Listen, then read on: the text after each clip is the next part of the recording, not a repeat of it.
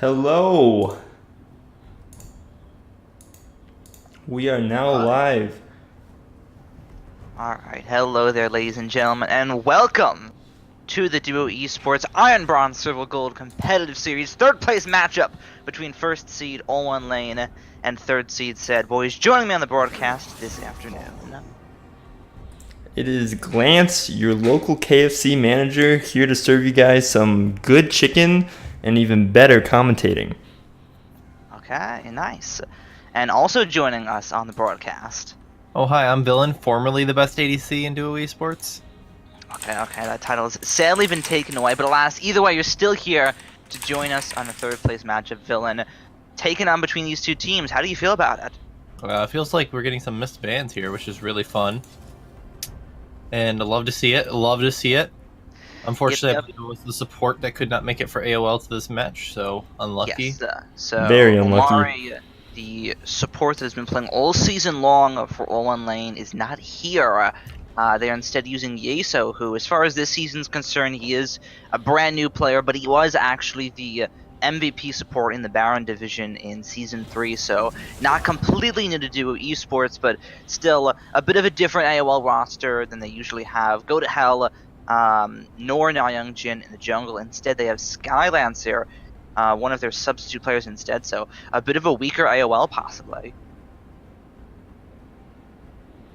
Yeah, we're looking to see what they actually end up banning away here once they actually get some, but early on we see the Renekton Malzahar taken away, just a lot of laning power or pick potential taken away from AOL. And we'll see what they end up going with in the first pick here. Obviously, a lot of stuff's going to be open. You never know quite what you're going to get with the pocket picks existing in these leagues, so exciting to see what they end up going with here first with Fridge's pick here.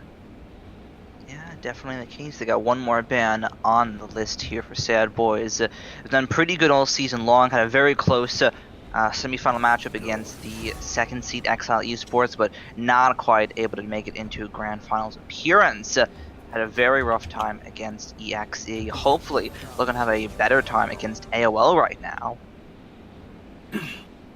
Yeah, and the Silas is what's taken off the board, and again, basically every priority pick is on the board today. We'll see what they end up going with. The Nautilus, obviously, I think is the strongest pick in the game right now, because you can flex it a couple different roles, and it's just basically the best support in the game.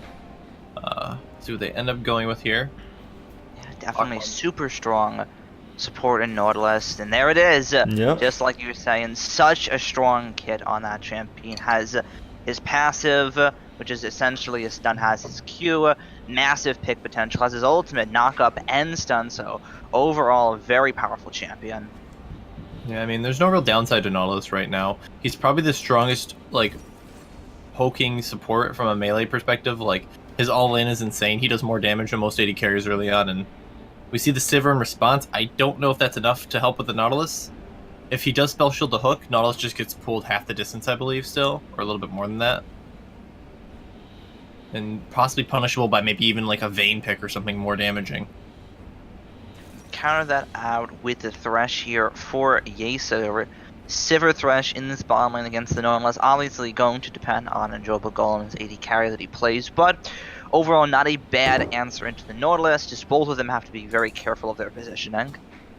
I'm early picking the AD carry bot lane here. Bit of a risk here from Sad Boys. We'll see if it ends up paying out. So we do see a Twitch picked up here. One would assume they'd be going to Golem, but I mean, there is the outside chance of a Twitch jungle. You never quite know. Yeah, definitely. Twitch, not a bad bot laner himself here, not bad into the Sivir either. Sivir having a bit of a difficult time knowing exactly when the Twitch is going to go for that expunge, get that burst of damage out, so have to be very cautious of the spell shield usage here for Spike. A very safe final pick here in the first rotation for AOL. Or, yeah, it is AOL. I am so confused because Kid of Fire changed his name. But picking up the Orianna, very safe early pick, and the Kayn is the response in the jungle. Not a big fan of the early Kayn here. We'll see what he ends up doing with it and what they decide to go into it, as they don't seem to be protecting it at all. So perhaps you take an aggressive jungler into this and try to pressure him. We'll have to wait and see. Yeah, definitely. So far, interesting jungle pickup on the side for AOL. They have the Kayn, this early impactful jungler that's kind of meant to go for these ganks, get these early kills, and become this unkillable beast come that mid-game. Speaking of unkillable Demon Kings, LeBlanc banned here. Does not want to deal with that lane phase, as LeBlanc does kind of have a good one into Orianna. Orianna can match it with like a QW on top of any distortions coming forward, but just decides not worth the risk, just ban out some of the more aggressive picks, and seems like Orianna here is going to look to play a little bit more passively, already hovering the barrier in lane, so we'll see if that stays true, as Sejuani taken off the board. Again, strong tank jungler, no point playing against it if you don't have to, and Jackson response as well, so... We've seen the Sejuani all season long. We know what she can do. We know what she's capable of doing in these games. We've seen her from start to finish. May as well take it off the table. Very strong pick, very strong crowd control. And while we're out with strong crowd control and pick potential. Yeah, we got a lot of crowd control already from the side of AOL. I mean, taking over the Ahri, now you have some slows to go through. Things like that. We'll have to see if those end up helping out in the lane phase or if it's going to be more of a mid-game team fighting. Look for these guys as the Kayn gets online. Hopefully he goes to the red Kayn. Otherwise he's actually trolling. And then Olaf has the response. We'll see if that is Fridges or if they end up picking up another jungler here. Or even a AD carry possibly. You never know what people are looking into. Obviously you can see the Ignite heal or Ignite exhaust. It is the Yuumi. I was going to say that. Yeah, I was thinking I love that. this champion. I love this champion. Well, perfect balance because I hate that champion. Yeah, I think me and Chino both hate that champion. I hate playing against it, but like playing with it right now is a free win. So different sides of the coin. I respect it. I respect it. Don't agree with that. Yuumi is definitely something that Mother Beep and Meow has been a bit of a fan of. Gonna pick the Yuumi in this game here with the Twitch. We've seen a little bit about Twitch Yuumi, relatively popular in solo queue, and I don't know what that is. All right, there we go. So a bit of a misclick. I don't think Leona was quite what they were looking for in that position. Probably just a panic pick. Happens to the best of us. Champion select will resume shortly, how it normally would, but now we have a little bit of time to talk about the Yuumi pickup. I am interested, seeing how I'm on the other end of the coin. I don't really get all the love that Yumi's been receiving. So Villain and Glasses, tell us why and how is Yuumi a good free win right now? Yeah, so I've been spamming a bunch of different support duos here recently in Flex Queue and my usual duo in solo queue. I think Yumi's actually incredibly strong with the right matchup in bot lane. I don't think Twitch is the greatest. I think Twitch is an interesting choice, but getting through lane phase is going to be really, really tough for them against a Thresh Sivir comp. Sorry, I just had a beding and I was making sure that wasn't duo, but the Thresh Sivir is scary. I'm not sure about picking it into that lane, just because Thresh has a lot of pick potential and can actually grab the AD carry, but I love Yuumi with Ezreal, Yuumi with Jhin, Yuumi with Misfortune, something that has a bit more mobility or move speed, maybe even like a Lucian, to avoid kind of this dodge and things like that. Don't believe we have disables and champions. I think that's the issue we're checking right now. I think they locked in the wrong pick. Yeah, I mean they did lock in the wrong pick, but they were also confused that I think Yuumi should have been disabled, but we never really disabled champions on release. Yeah. It's enabled. So, but putting the Yuumi point, Yuumi offers a lot of poke in lane. It offers a more unique playstyle that players aren't used to, and it gives you a chance to go double offensive summoner spells. You can run Ignite Heal, you could run the Ignite Exhaust, you could run a Barrier even, but you probably don't need it. Usually it's the Ignite Exhaust you see most often, if not the Heal, in favor of the AD carry running a Teleport, so that way you can get the lane party for both of your laners the second Yuumi needs to upgrade her item. Pick up like an extra Doran's item, come back to lane, maybe 800 gold base, and then suddenly you have this powerful laning phase that you're just ahead of any opponent just in raw stats, and Yuumi can start harassing them, poking them down. Now, something interesting to note with the Twitch reaction, Yuumi will go invisible if Twitch is invisible. I know there was a bug on day 1 where the Q was also invisible. I'm pretty certain they probably fixed that, but in the case they didn't, we'll probably see some interesting Twitch flanks with a Yuumi attached, just looking to absolutely pop somebody with the ult and maybe a Q for the slow to keep him in the range of the rat-a-tat-tat. Well, the only thing I would say, though, is what do you think of just the fact that laning phase is more just like almost a 1v2 when they have a Thresh? Yeah, like I was saying, the Thresh is something I'm worried about. It kind of is up to the bot lane of AOL here to punish that. Right. But you think And you have the Twitch is gonna scale better with the Yumi? I think Twitch will scale really, really well with Yumi. Any champion that likes raw stats loves having Yumi on the team. You're thinking Jax, you're thinking Bruiser Tops, you're thinking the Jhin. Champions that love those raw 80 AP values love playing with Yumi because you can just attach that champion, give them a bunch more stats, and then suddenly they're just running over the enemy team with just, a face full of stats. Right. We've seen that a lot usually in the Iron Bronze League. Someone gets fed on top lane Jax or Alawi, suddenly they're just a ball of stats that can just run over a team. So I like the Yumi as a champion. Don't know if I like it necessarily into this team comp. We'll have to wait and see how that lane phase plays out. If Twitch is 0-6 by the end of it, then they might have a problem getting going, but we'll have to wait and see as it looks like we're going to start heading back into champion select in a moment here. Yes, that we will. My end of the coin is that Yumi, initially, yes, there's been a hot fix of a buff on her, but even so, her numbers to begin with were incredibly low, and I still think that they're on the low end. She does have a very interesting playstyle that's very different from what you normally see in supports, so it does require a bit of adaptation on both the support and the AD carries end.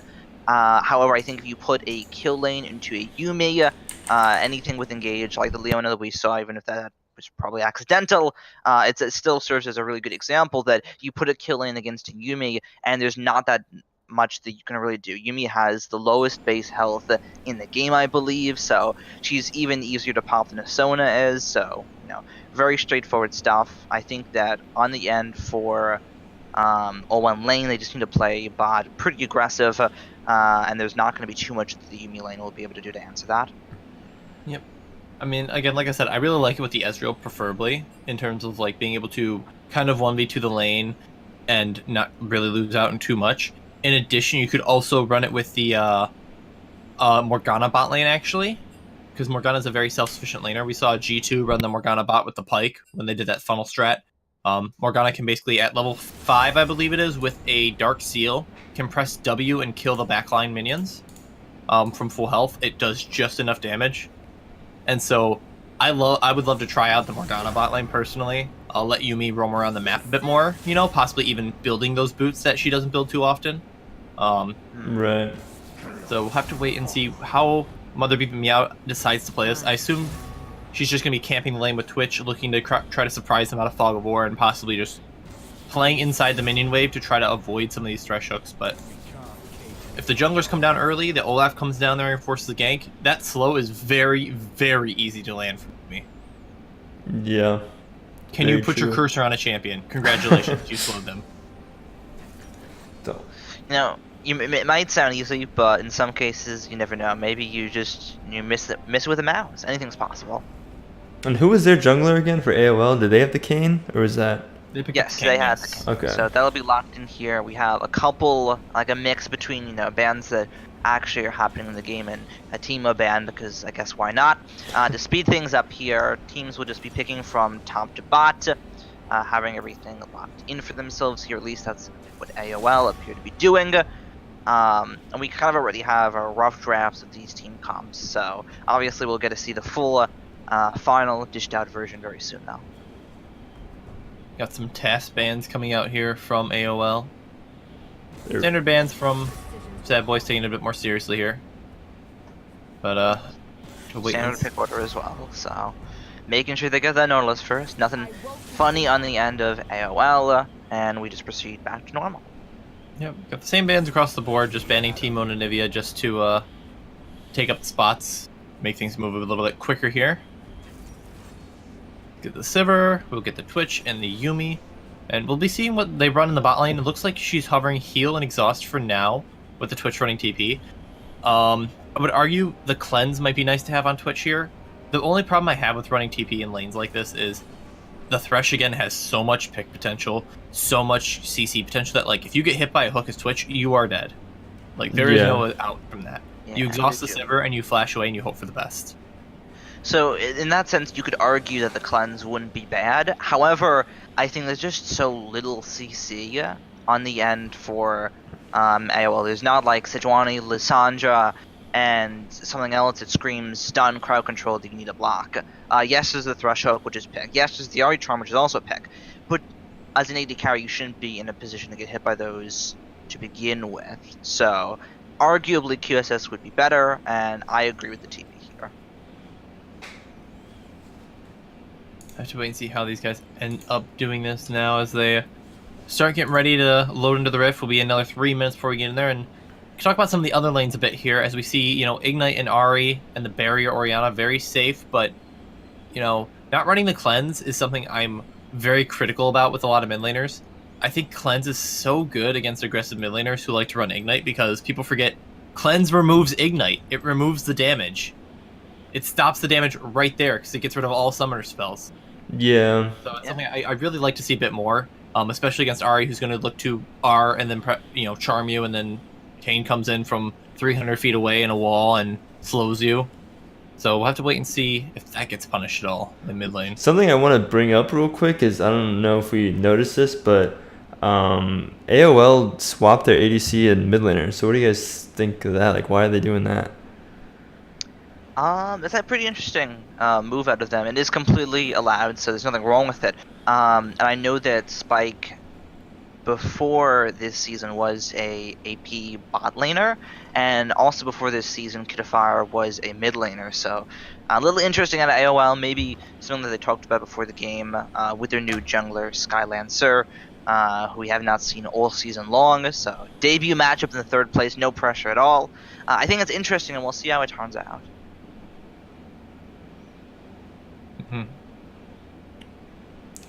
And I think if we go to the jungle matchup here now, I think Olaf is going to need to be aggressive early and kind of make things happen around the map and get a lead going, because Kane's definitely going to be scaling, and once he kind of gets his form and comes online, he's going to be hard to deal with. So I'm hoping to see a lot of aggression early out of Olaf.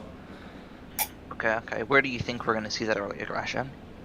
I would say bot lane, because it's a 2v1 lane and you have a Thresh. Like, hook the Twitch and just go all in with the Olaf and see if you can get something done. Okay. Definitely sounds like the ball. Do you agree, London Glasses? I think you have to look at the bot lane for the pressure. I mean, when you're running Nautilus Olaf, those guys aren't the ones you're looking to carry. You're hoping the Olaf gets ahead of the Kane here. He's going to clear much faster. He's going to be able to pressure these lanes a bit easier than Kane will early on. But we really do need to see them getting down to that bot lane, placing a deep ward, looking for a teleport flank, If Nautilus hits 6, he should just TP bot lane, force an ultimate, get this Twitch going so he can open up the map himself. And then you look to run Twitch Yumi around the map, killing people. It's a death ball style. Okay. Something for us to keep our eye on for sure. Let's touch up on this mid lane matchup a little bit more. We're going to head straight to you, Glance. You being the mid laner amongst the three of us here. How does this matchup go down? Are you underestimating my bot lane mages? Yeah, it's funny. We have 2 AD carries on the cast with me. This matchup, it's pretty slow. It's pretty boring. You just kind of clear waves. But like Villain was touching on, like the Ari can look to get aggressive, like hit a charm. Like once she gets 6, she can be pretty aggressive. So as long as the Orianna is dodging the charms, it's pretty much just going to be like a farm lane. And then it's going to come down to like the early groupings and skirmishes where they can make their mark. Fair enough. Both team comps are pretty successful in their own rights here, so gonna head right back to you, Villain. Whose team comp do you think is better and why? In terms of composition wise, it's hard to say a straight winner. I mean, you look across the board, and it depends if you're playing with nameplates on or off, right? Nameplates on, I think Fridge is going to handle this top lane super well in the Nautilus pick. I think that pick does well into it as it is. Not too sure about the jungle matchup. I haven't seen too many of these players, and in theory, Olaf should be a fantastic matchup into Kane with his superior clear speed. Mid lane, it's one of those lanes where Orianna's just looking to survive for the team fights, and for the most part, she should be able to against Nari. And then the bot lane, you definitely favor the Sivir Thresh, but you don't know, is that Olaf going to be down there at level 2 looking to pressure it, Are we going to get some TPs down bot lane, some old Season 5 4-man bot lane garbage? We'll have to wait and see. Overall comps, I do favor AOL a little bit. Very easy to execute, run at you comp, press R on Sivir, jump in with the Ari, Scion ults. It's pretty straightforward, whereas the Sad Boys have their work cut out for them. has to look for those big plays. You know, Nautilus finding a pick, Twitch with a flank, or Orianna with a big shockwave. So we'll have to wait and see who ends up coming out on top as we finally get into the game 1 here. AOL versus Sad Boys. No, definitely the case here. First seed all one lane, 16-2 regular season record. Not enough to make a grand finals appearance, but definitely enough to get themselves into third place match here. And Sad Boys, on the other end, they were the definitive second seed for most of the season, but fell down into that third seed at the hand of XL Esports. They're now sitting pretty in a grand final spot themselves. So both these teams been on a bit of a roller coaster. They've gone up and then they've gone down, and it's going to be one of them that comes out on top today. You know, this storyline sounds awfully familiar to me. Yeah, I wonder about that. Personally attacked. Something indeed, maybe a little personal. Either way, we're hopping right into the game here. Got the big invade here. And we got a big invade coming through, and Twitch is unsuspecting. They didn't see this come in through the ward, so... Oh. Okay, they do back off. They do catch it. Nothing happened for How did they AOL catch here. them? I think Sheer was in vision at the end. He's kind of stood there. But unfortunately does get spotted out there. Just a little bit of disengage from the Yuumi Twitch, and we'll be going back to our own jungle to a little bit more vision knowledge for the side of AOL here. Definitely smart on the end of Sad Boys to just play cautious. They know that they have a hideous level 1, so obviously pretty obvious that All Lane would go for an invade, try and look for a pick, and Twitch Yuumi not going to get their first death just yet.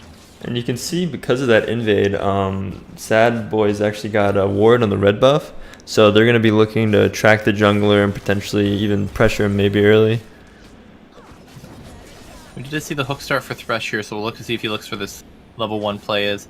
Something already you'll notice with the Yuumi lane, being attached means that she can control the Q, does get that W point level 1, and something I don't like to see is Yumi's just sitting on their ADC early on in lane. I think you have to be using those the effective health pool in trades, you know, the extra 400 health. Because if you're not playing with that, then they're only focusing the Twitch. Twitch is going to get too low to be able to contest the wave. Yeah, and forced to 1v2 in the lane as an AD carry. Definitely not a fun feeling, that's for sure. So, whether it be Meow, hopefully able to show the successes of her recent Yuumi practice to us on stage. Already you'll see that the passive proc from Yuumi gets a shield, then proceeds to immediately attach to ADC. That shield will stay as long as it can until damage is taken. There it is, the hook lands. There's the fly, there's the boomerang. A nice trade coming through out of wall 1 lane, and Twitch taken down below half. Yeah, does have the zoomies already leveled up there, so should be able to heal up quite a bit here. Not too worried about that, but it's the thing you don't want to see is a couple hooks landing and suddenly Twitch goes down at level 4 and this lane becomes real snowbally real fast as Kayn already making a trip to the bot side. Yeah, and I just want to point out that they did some vertical jungling, but Kayn actually got all the camps on the bot side, whereas Olaf only took the red. We have a difference in safety here. So you have the priority could probably go into the Ahri in the mid lane, and you do think Nautilus is the prio in the top lane there, so you would assume Olaf would want to go for more, but likely just didn't have the knowledge of where Kayn was going to go and didn't want to take the risk of fighting him early, which, again, seems a little weird to me if you're Olaf, but we'll have to wait and see if that Actually, they're going top a lane little alone on this one. Sheer Will versus Fridge, both of them are on 20% HP now. Going to have that gentleman's agreement, not go any further, but both very low right now. Yeah, Wet Noodle's just a little bit out of energy there, you know, not quite firm enough to do any real damages. Olaf finding Kayn here. Yeah, Skylands are in trouble here, taking him out 10% HP. Is he going to go down? There's the flash! Kill coming through out of Scraw. Is he going to get answered back, though? Yes, it is. Spike picking up the double buffs. Might just get transferred right back. Enjoyable Golem. Where's the expunge? Where's the expunge? The heal comes through. Will he be able to survive? No! Captain Meow is able to pick up the kill instead. Now he hopping on towards Yeso, taking low on towards this one. A couple more hits to come through. He's not going to go down. And that is a 2-for-1 in favor of Sad Boy.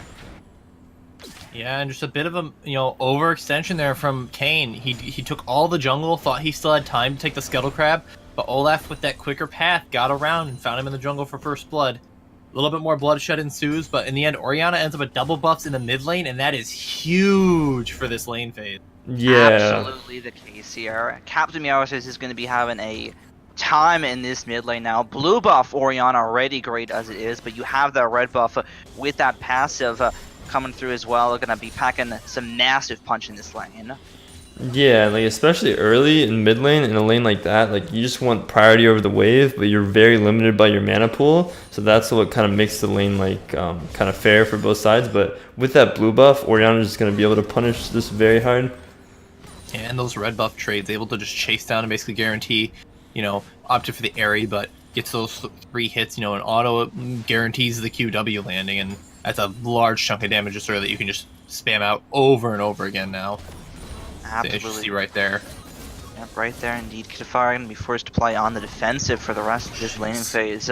Not able to do much at all. That Clockwork windup as well going to play massively in this lane now. And Kitafire already down to 30%. Yeah, it's just the power of those double buffs. I mean, literally full mana still for Captain Meowsers. And there's no harm in just throwing out QWs over and over and over again that are essentially undodgeable at this point. Yeah. Exactly. I'm gonna have to ask you now, with all this pressure, Captain Meowsers was pushing up in this mid lane, harassing Kitafire. Should Kane look for a mid lane gank?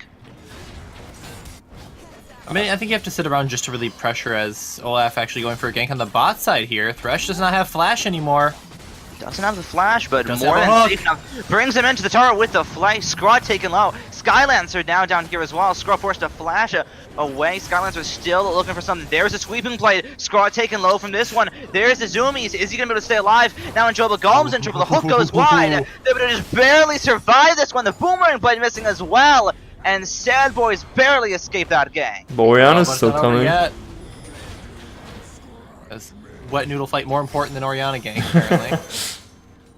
But it looks like nothing doing there as Summoners burned to both sides, but in the end, nobody goes down. But now you look at bot lane, Flashless Twitch didn't back there. You think maybe should have gone for the base earlier on. He's sitting on a dagger and a Doran shield right now. It's Oh a little no. more damage might have helped.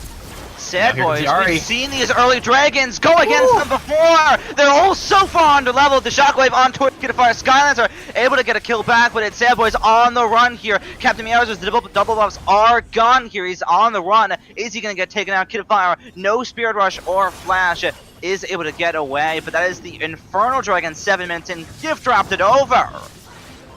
And what a play there from Kitafire. The Flash Charm absolutely bursting down through the Twitch, and they say thank you for the free Infernal Drake here at 7 minutes, and Ocean Drake the next one. You don't really want that anyway, so Kane can keep powering up, and a free Infernal Drake for a team that wants to run at you with a Sivir comp sounds really good to me right now. Yeah, definitely, and that's a great way for All One Lane to be able to neutralize that earlier skirmish that didn't quite go in their favor. This isn't the first time we've seen Sad Boys go for a dragon this early on, and never has it really worked out for them, so a little questionable on that end. Yeah, I think it's just greedy. I don't think you had the pink ward vision. I think you don't respect the Kane being around or the Ahri being able to roam down a bit first there, and you just traded a bunch of health and mana bars bot lane. Yeah, and they No reason hadn't to overextend in the play. they hadn't reset for items either, like we were talking about. So I think they just needed a reset before trying to play like that. What on earth is Twitch waiting for? He has Like- 1,400 gold right now. In the he's- mid lane, though, Captain Meowsers is getting jumped on by 3 people on All One Lane. There's the stun, there's the charm as well. He's gonna go down. Sheer Will picks up the kill. Now Scott trying to answer back, but he's taken low. Forced to pop the Ragnarok. Does have that Scuttle Crab movement speed boost. But will he be able to get That's out of this one? Nautilus. Sheer Will Ooh. flashing in, picks up the kill. Now Kitafire might be in trouble, but it's gonna be Fridge taking the damage instead. Oh. Now Fridge is gonna go down as well. Tries to answer back. Gets Kitafire solo, but not able to pick up the kill. Skylancer picks Here's it up. the Twitch. Now Enjoyable Golems around the corner. He picks up the kill with the Venom Cask.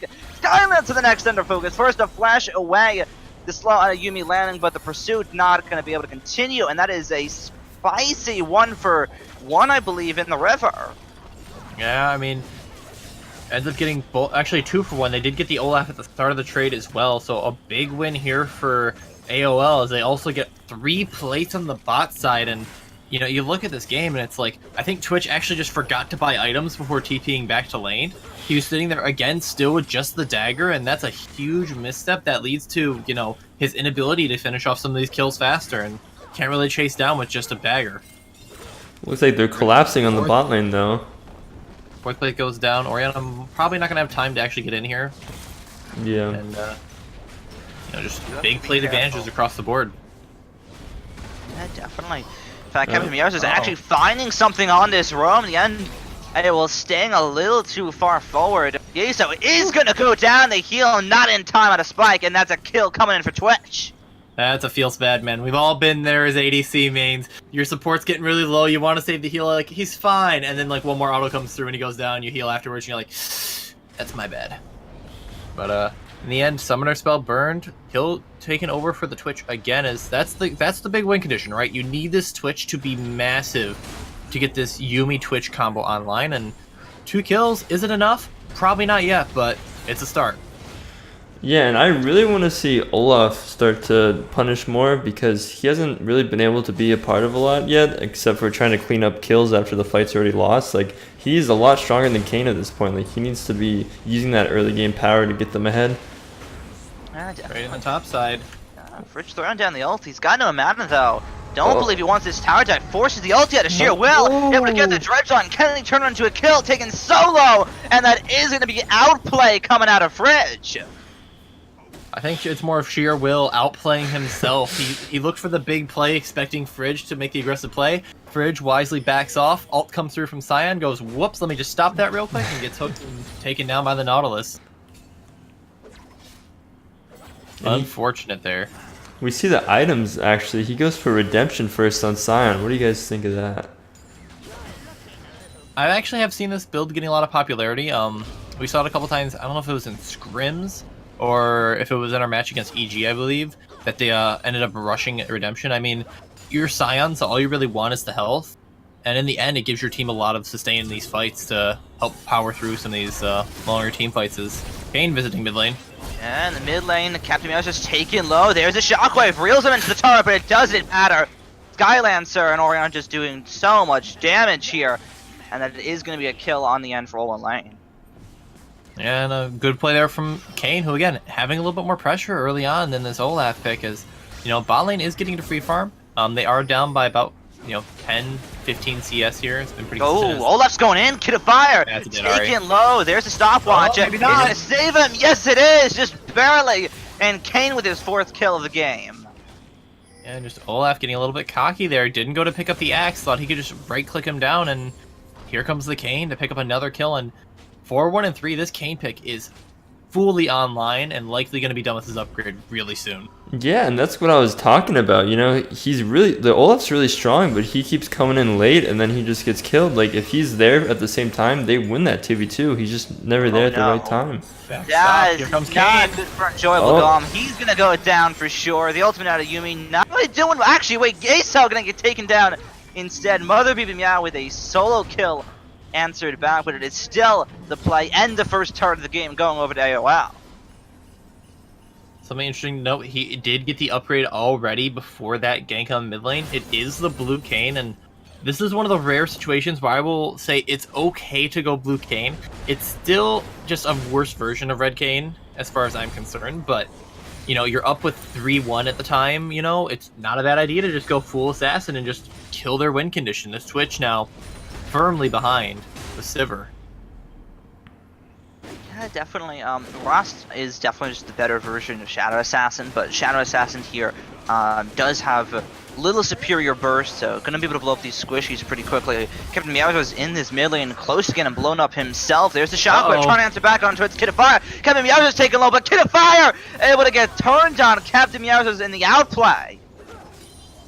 A big play there from Oriana, getting a kill back for herself, and this could be the turning point. Oriana is up by 25 CS is nothing to shy at, and 2 kills. Oriana's starting to get some damage, and those shockwaves are going to start hurting more and more as we see bot lane rotating to the top side, looking for a lane swap here, and Twitch not pushing down the turret here, going to opt to try to join his team for a fight, and let's see if this ends up being the right choice. We'll see the wave not crashing just yet on this bottom lane. Going to get some damage answered on towards Sheer Will. But yeah, so far, so good out of AOL.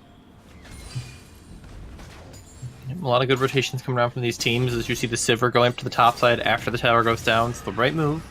Sivir can just, press W and then Q and, infinitely clear waves as long as there's no Baron buff, so able to just shove in Fridge very easily as looking for the Rift Herald is Sad Boys. That they are right now, and do have that priority advantage over it right now, Fiber but air. AOL not going to let that happen on its own. Captain Yowzers is going to get taken down. There's the barrier. It's going to go down. No, Skylancer goes nice down peel. instead. The peel to come through as well. Will they be able to get something in this fight? The double kill for Orianna so far. Spike taken low is going to get taken down by Nautilus. This fight going massively in favor of Sad Boys. That's a triple kill for Orianna. Will be the quadra kill. No, it isn't, but that's 4 kills for Sad Boys. Gotta be careful. Cyan can take down this Rift Herald if they're not careful about it. Okay, good move. A little bit worried there for a second as Rift Herald resets, actually, and they will eventually take this one down, but gonna look for the clean ace here. No, Twitch coming back, and a huge fight for Sad Boys there around the Rift Herald. Yeah, we Kane's saw. possibly a little overextended, and yep, go ahead. Well, no, I was just gonna say the Yumi pick was really strong there, like going around shielding everybody. Got the great ult and then it's not over. No, you hate to see it. Skylancer just zooming in right there, gets the shutdown. Okay, type worth in all chat. You got a splash out. That's all that matters. Alright, well, back to that fight. Yeah, I mean, very chaotic. Just Orianna able to take full control of that fight until the very end, where she did get cleaned up by the King, but AOL still going to lose their middle tower. Yeah, the Orianna going down there, costing the mid turret, and Twitch went up to the top side to defend that one, so big turret win actually here for AOL on the backside of this trade, and Twitch now going invis, probably just gonna look for some pressure on the tower here, and oh, it's probably gonna get fine. Okay, Yeah, so had me worried there for a second. Fridge knocking that away, but the turret's still going to go down. Anyways, gonna crack very soon. Not much that Sheer Will can really do about that. I mean, he can keep roaring it away, so he gets some help Yeah. up here. Neither of them will have the damage to kill it, so it should indeed get its charge off. Albeit, No, it's I keep don't knocking think it so. away, actually. Yeah, he's just gonna keep Going cutting that. hard countering Shelly right now, and it isn't even going to get a single charge off.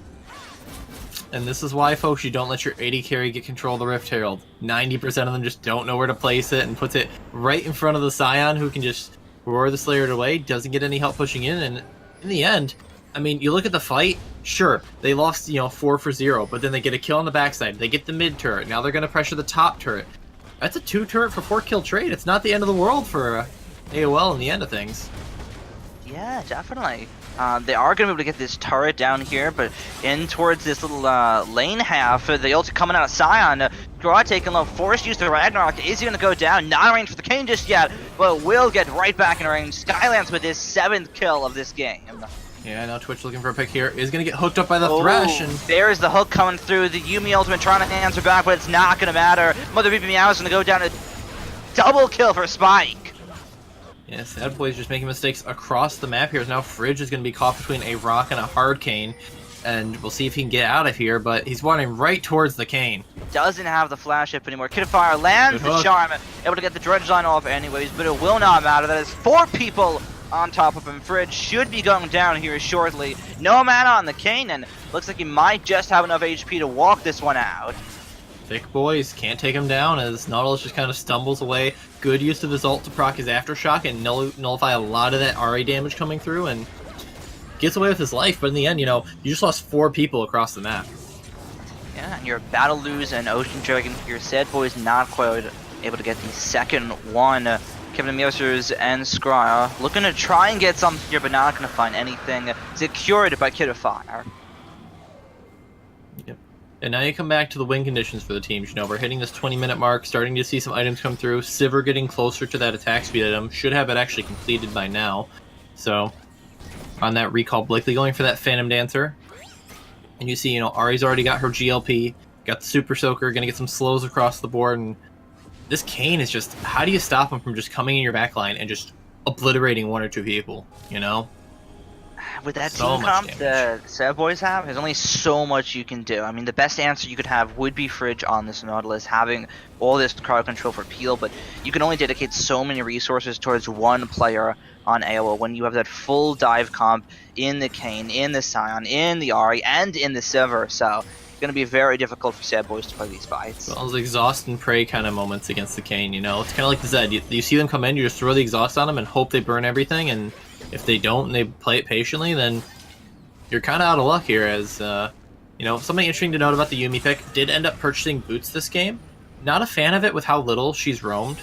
I think that boots are one of those expenses you can actually cut on Yuumi. It's something that, like, she has so much mobility with her W in fights that you're really not walking around very much as it is. And if you are, you're either roaming to a different lane early on or something else is Sivir just winning this fight. Looking for something, just hard kiting Scraw up in this top lane, able to pop the ulti for good measure. And now AOL of Prio on this top lane tier 2. Yeah, that's a feels bad man for Scraw. You never like to get run down by an 80 carry as Olaf. That's very backwards of how things usually go. Just possibly looking for a fight here, Sad Boys. Definitely Fridge the focus here, but Enjoyable Goma able to get free shooting in this backline. Skylancer pops out of the Umbo Transport, but gets pulled right back in. The damage out of Sad Boys. They've been able to kill the Kane, and now they're getting spiked down as well. He's taken low from this one, forced to use the flash, the bait out of Kid of Fire, and the charm not going to work either. And that is exactly how you have to kill this King. Yeah, a lot of damage coming across from both sides, but in the end, it's just Scion Split pushing away as you trade 1 for 1 on the top side. And, you know, again, trading the junglers, not the end of the world for Sad Boys. You really do like getting some shutdowns on this Kane as Fridge possibly looking for a bit more here. Maybe too much. Caught out on towards this one, has the double buffs. Will they get gifted over to... There's the flash. Kid of Fire answers back with the Spirit Rush, the Ignite, and the auto attack. Spirit Rush able to pick up the kill. Now in the bot lane, Scraw taken low. Will he get taken by sheer will? Yes, he will. And AOL with 2-0 globally across the map so far, looking to get another Tara. Yeah, that's not the Olaf you like to see on your team. That's the old NA Olaf we got going on here. Just having a real tough game here for Scrub. Just can't really find any lanes at all. You know, it's never a fun time when you're a jungler getting run down by a Scion and killed, let alone under your own turret as Olaf. So turning onto the Baron here, it should be free as Bad Boys don't even look like they're posturing or even know what's going on. So it's gonna be the first Baron of the series going over to AOL. Most definitely that is. 22 minutes in. Should be pretty close to on the nose for this one for AOL. Baron Asher will immensely help their chances of taking the game 1 lead. Yep. We'll see the recalls coming through here. Big purchases, you know. Ari likely sitting on a lot of gold, it looks like. Is just going to outright buy a Morella Nomicon. Interesting choice here. Obviously you want the Oblivion Orb for the penetration, but the extra 1400 gold for 10 AP and, you know, Grievous Wounds, debatable. Is the option we go for as Scion finishing his 3rd item that Thornmail just gonna shut down anything Olaf or Twitch want to do here. And how do you take down the Scion? You don't. Twitch doesn't even have 2 items yet. It's tough. Tough spot. Yeah. I mean, you're gonna need to scale a little bit because as you just mentioned, Twitch only having that Infinity Edge and may not even be able to get out of here. Shiro flashing on them, but neither of the CC lands out of AOL. Whether we've been now trying to answer back with some CC of her own, but the enemy takes 3 hits, almost taken out as well. MBM so low right now, but able to escape with the coverage of her team. That's 3 autos from Sivir, nearly killing Yuumi. You gotta remember, this champion right now is level 10 with under 1,000 health still. As we see another fight breaking out here. Ooh, double knockup coming through the Fridge. Kid of Fire might go down at the start of things. Scraw gets taken out instead. Kid of Fire still low on this one. Going back in on the Ari. Able to get the kill onto the Twitch, who ends up going down as well. This fight very messy so far, but still going in favor very well. Fridge the next focus. And he is going to fall here. The dredge line not dredge lining to safety enough. And that's an ace coming through. Yeah, I mean, ace comes through for AOL as just the Twitch kind of just walking into the fight here. Now they're going to look to take down the first inhibitor and possibly take down game 1. They might be able to look for that 4 members strong. They got the turret, they got the inhibitor. I don't think they're going to be able to close it out just yet, though. Just settle for the inhib and reset. That fight was in a risky territory because the Twitch could never really kind of find his footing, and you saw him walk up a little bit there and he just got one shot by the Ari. So they need to figure out how to keep the Twitch safe, I think, if they want to win any of these fights. I mean, it's hard to keep the Twitch safe when he just walks up into the pane there and gets bursted down, so. But I think part of that is like if they fight on like in a better spot than like, in a jungle skirmish with not good like vision around. Like they need to have a setup where they can protect him. And I guess yes, they need to tell him to stay back a little bit. Yeah, I mean, this game is just very rough for them right now. You look at the AD carry difference. You're looking at 3 items Sivir versus still a 1 item Twitch at the 25-minute marker. So I think on the end for AOL, this game almost wrapped in the bag. You're looking at 11,000 gold lead to boot. It would take multiple mistakes for them at this stage of the game in order for Sad Boys to come back.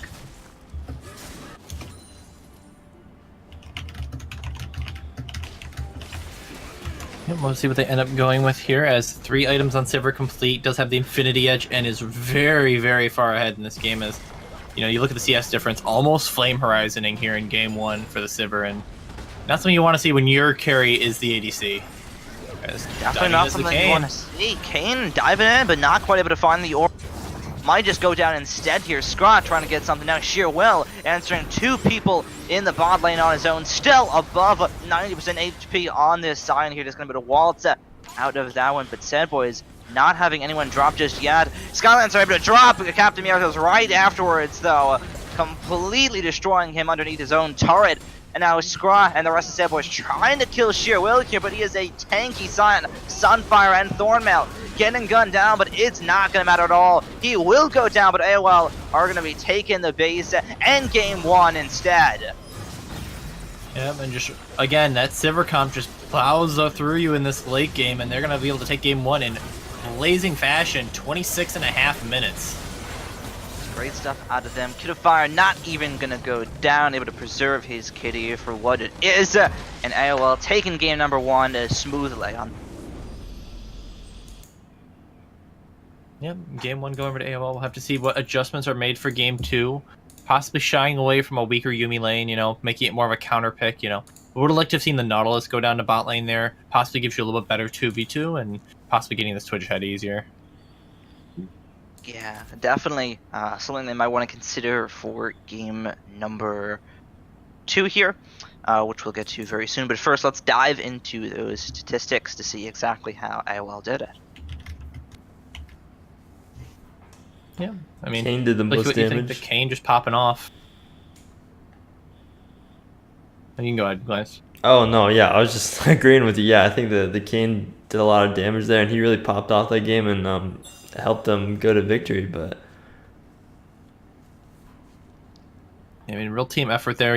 Got a lot of those skirmishing fights in their favor. It's what Kayn loves to do, especially when you get ahead and you go blue Kayn. He wants to skirmish. He doesn't want to 5v5. He wants to just dive in, one-shot your Olaf, one-shot your Twitch, one-shot your Orianna, make the fight a 4v5, and then, go through a wall in 2 seconds and get out of there. So, great performance there on the Kayn in game 1. We'll have to see if they just end up going back to it in game 2, or if we see some adjustments in pick ban. yeah, do you think we'll see the Yuumi again? I mean, I think it was okay. I just they just needed to play around it a little better. I don't know if you want the Yuumi in this bot lane. If they're going to be willing to early pick Thresh, you're going to need to either remove some of that pick potential in the bot lane, and if you're going to save Yuumi to last pick anyways, you might as well make sure it's a good matchup. Or you look elsewhere, right? You early pick the bot lane, and then you try to pressure elsewhere. But I'm not too convinced on the Yuumi pick right now in this matchup, as it seemed like AOL was able to handle that pretty easily. Yeah, definitely the case here. If we cover down to our favorite statistic of Duo Esports, look at the vision score. Everyone did indeed by a control ward, but it is still going to be Yeso actually topping the vision score for his team at 45. Not too bad. Yay, wards. Really easy to ward when you're ahead, though, so. Yeah. But did have the most control ward, so give credit where credit's due. Yep, indeed. Nonetheless, we still have one more game at bare minimum to come through between both of these teams here. 3rd seed Sad Boy versus 1st seed All-One Lane. We'll be right back at you with game number 2.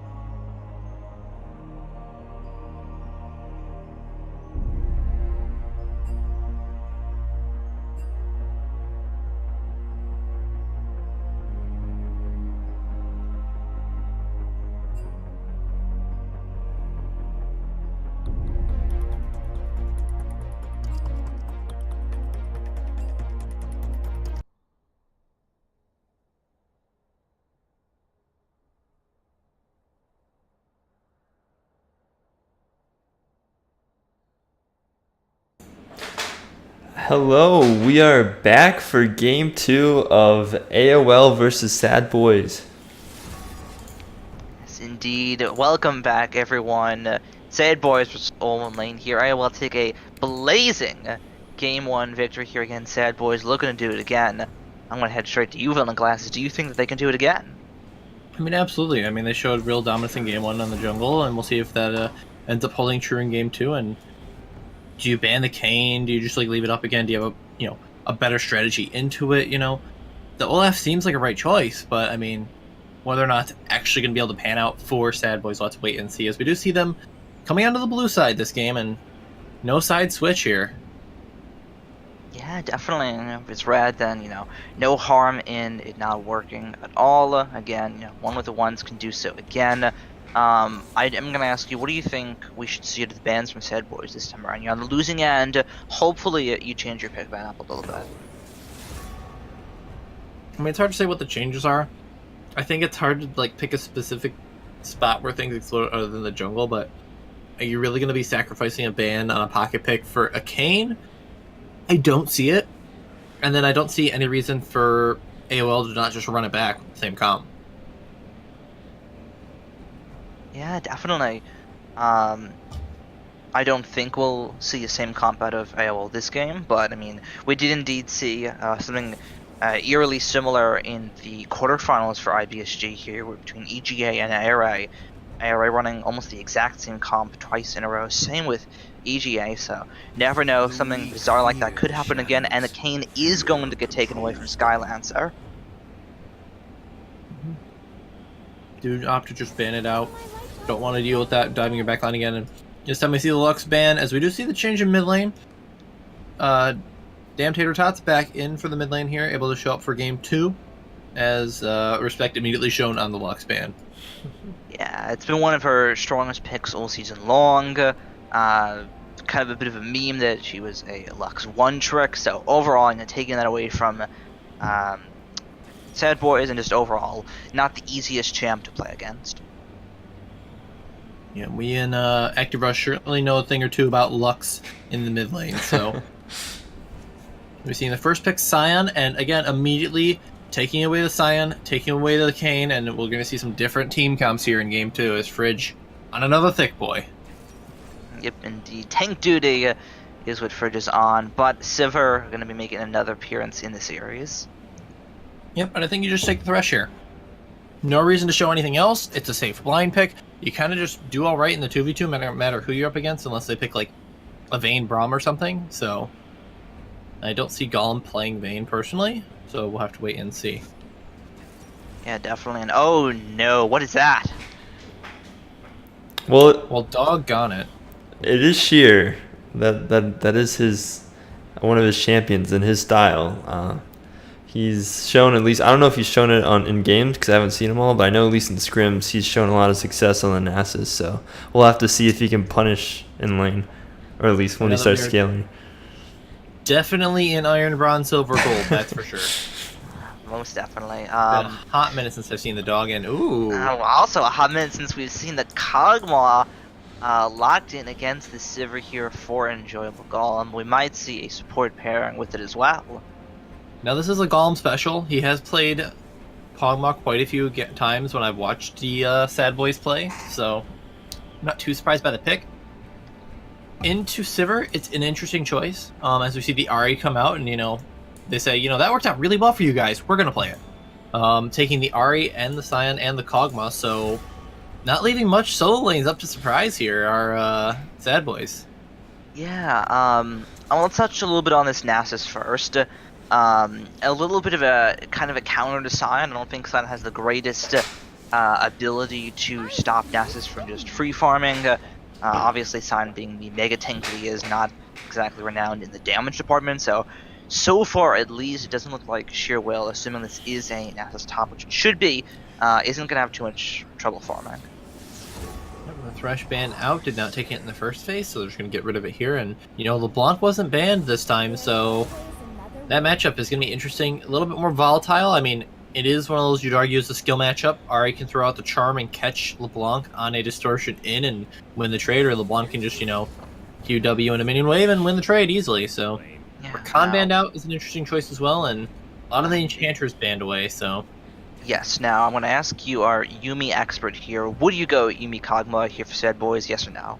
absolutely not. I think Yumi with Kog'Maw sounds like a terrible idea with a lot of deaths in the bot lane. So watch them pick it and prove me wrong. Especially with but a LeBlanc, you know. it's just so scary. I mean, you need something in front of the Kog'Maw. Either like you'd love to see like a Braum, you like the Lulu to buff it up, you like even like a Soraka to keep it through lane, and they're gonna run it back with the Olaf here, and we'll have to see if Skrull has a better game too here, and see if Meow is up for another Yumi game or if she's got something else in her pocket here. As a lot of enchanters going down. Yeah, definitely. And something like a Braum wouldn't be a bad idea at all for the Kog'Maw, but a Soraka lock in for Mother Beep and Meow. Oh boy. I mean, they should just have me draft for them if I'm just going to tell them exactly what they're going to pick anyways. I do like this rock here. I think she's actually pretty strong with the recent buffs. She's certainly hard to play against, and she can be really, really oppressive into the LeBlanc matchup. LeBlanc distortions in. If you throw the silence right on top of that, she can't go back without leaving the zone. So, something to watch out for in these mid-game fights is Jarvan is going to be the match for the Olaf here. And game 2 is going to be an interesting one. We got a lot of different picks on the side of AOL. Four to be exact. And then, you know, a lot of different picks on the side of Sad Boys, the same amount. And a lot of them we saw last game on the other side, so we'll see if Sad Boys can make as much execution out of them as AOL was able to. Let's start. We kind of get a very good vibe for this top lane matchup here. So let's talk about our junglers. We're looking at another early game jungler for Skylancer, this time on the J4. Where do we think he's going to be impacting on the end for Sad Boys? Yeah, it's hard to see a lane other than bot lane once again. I mean, Ahri is so mobile post 6, so maybe you attack that pre 6. You know, LeBlanc hits level 3, you get the chains out, and you look for a pick there. On the top side, you know, it's Nasus into Scion. Scaling farmers, eventually Nasus will become unmatchable, but if you let him get to that point, you have your own problems. So we'll see if Olaf decides to pressure that lane, or if Olaf decides to also join in the bot half the map Fiesta. Yeah, I think especially early, like it's just the mid 2v2 is going to be really important because if either of those picks get ahead, they can really start roaming around, assassinating people, just having a huge impact.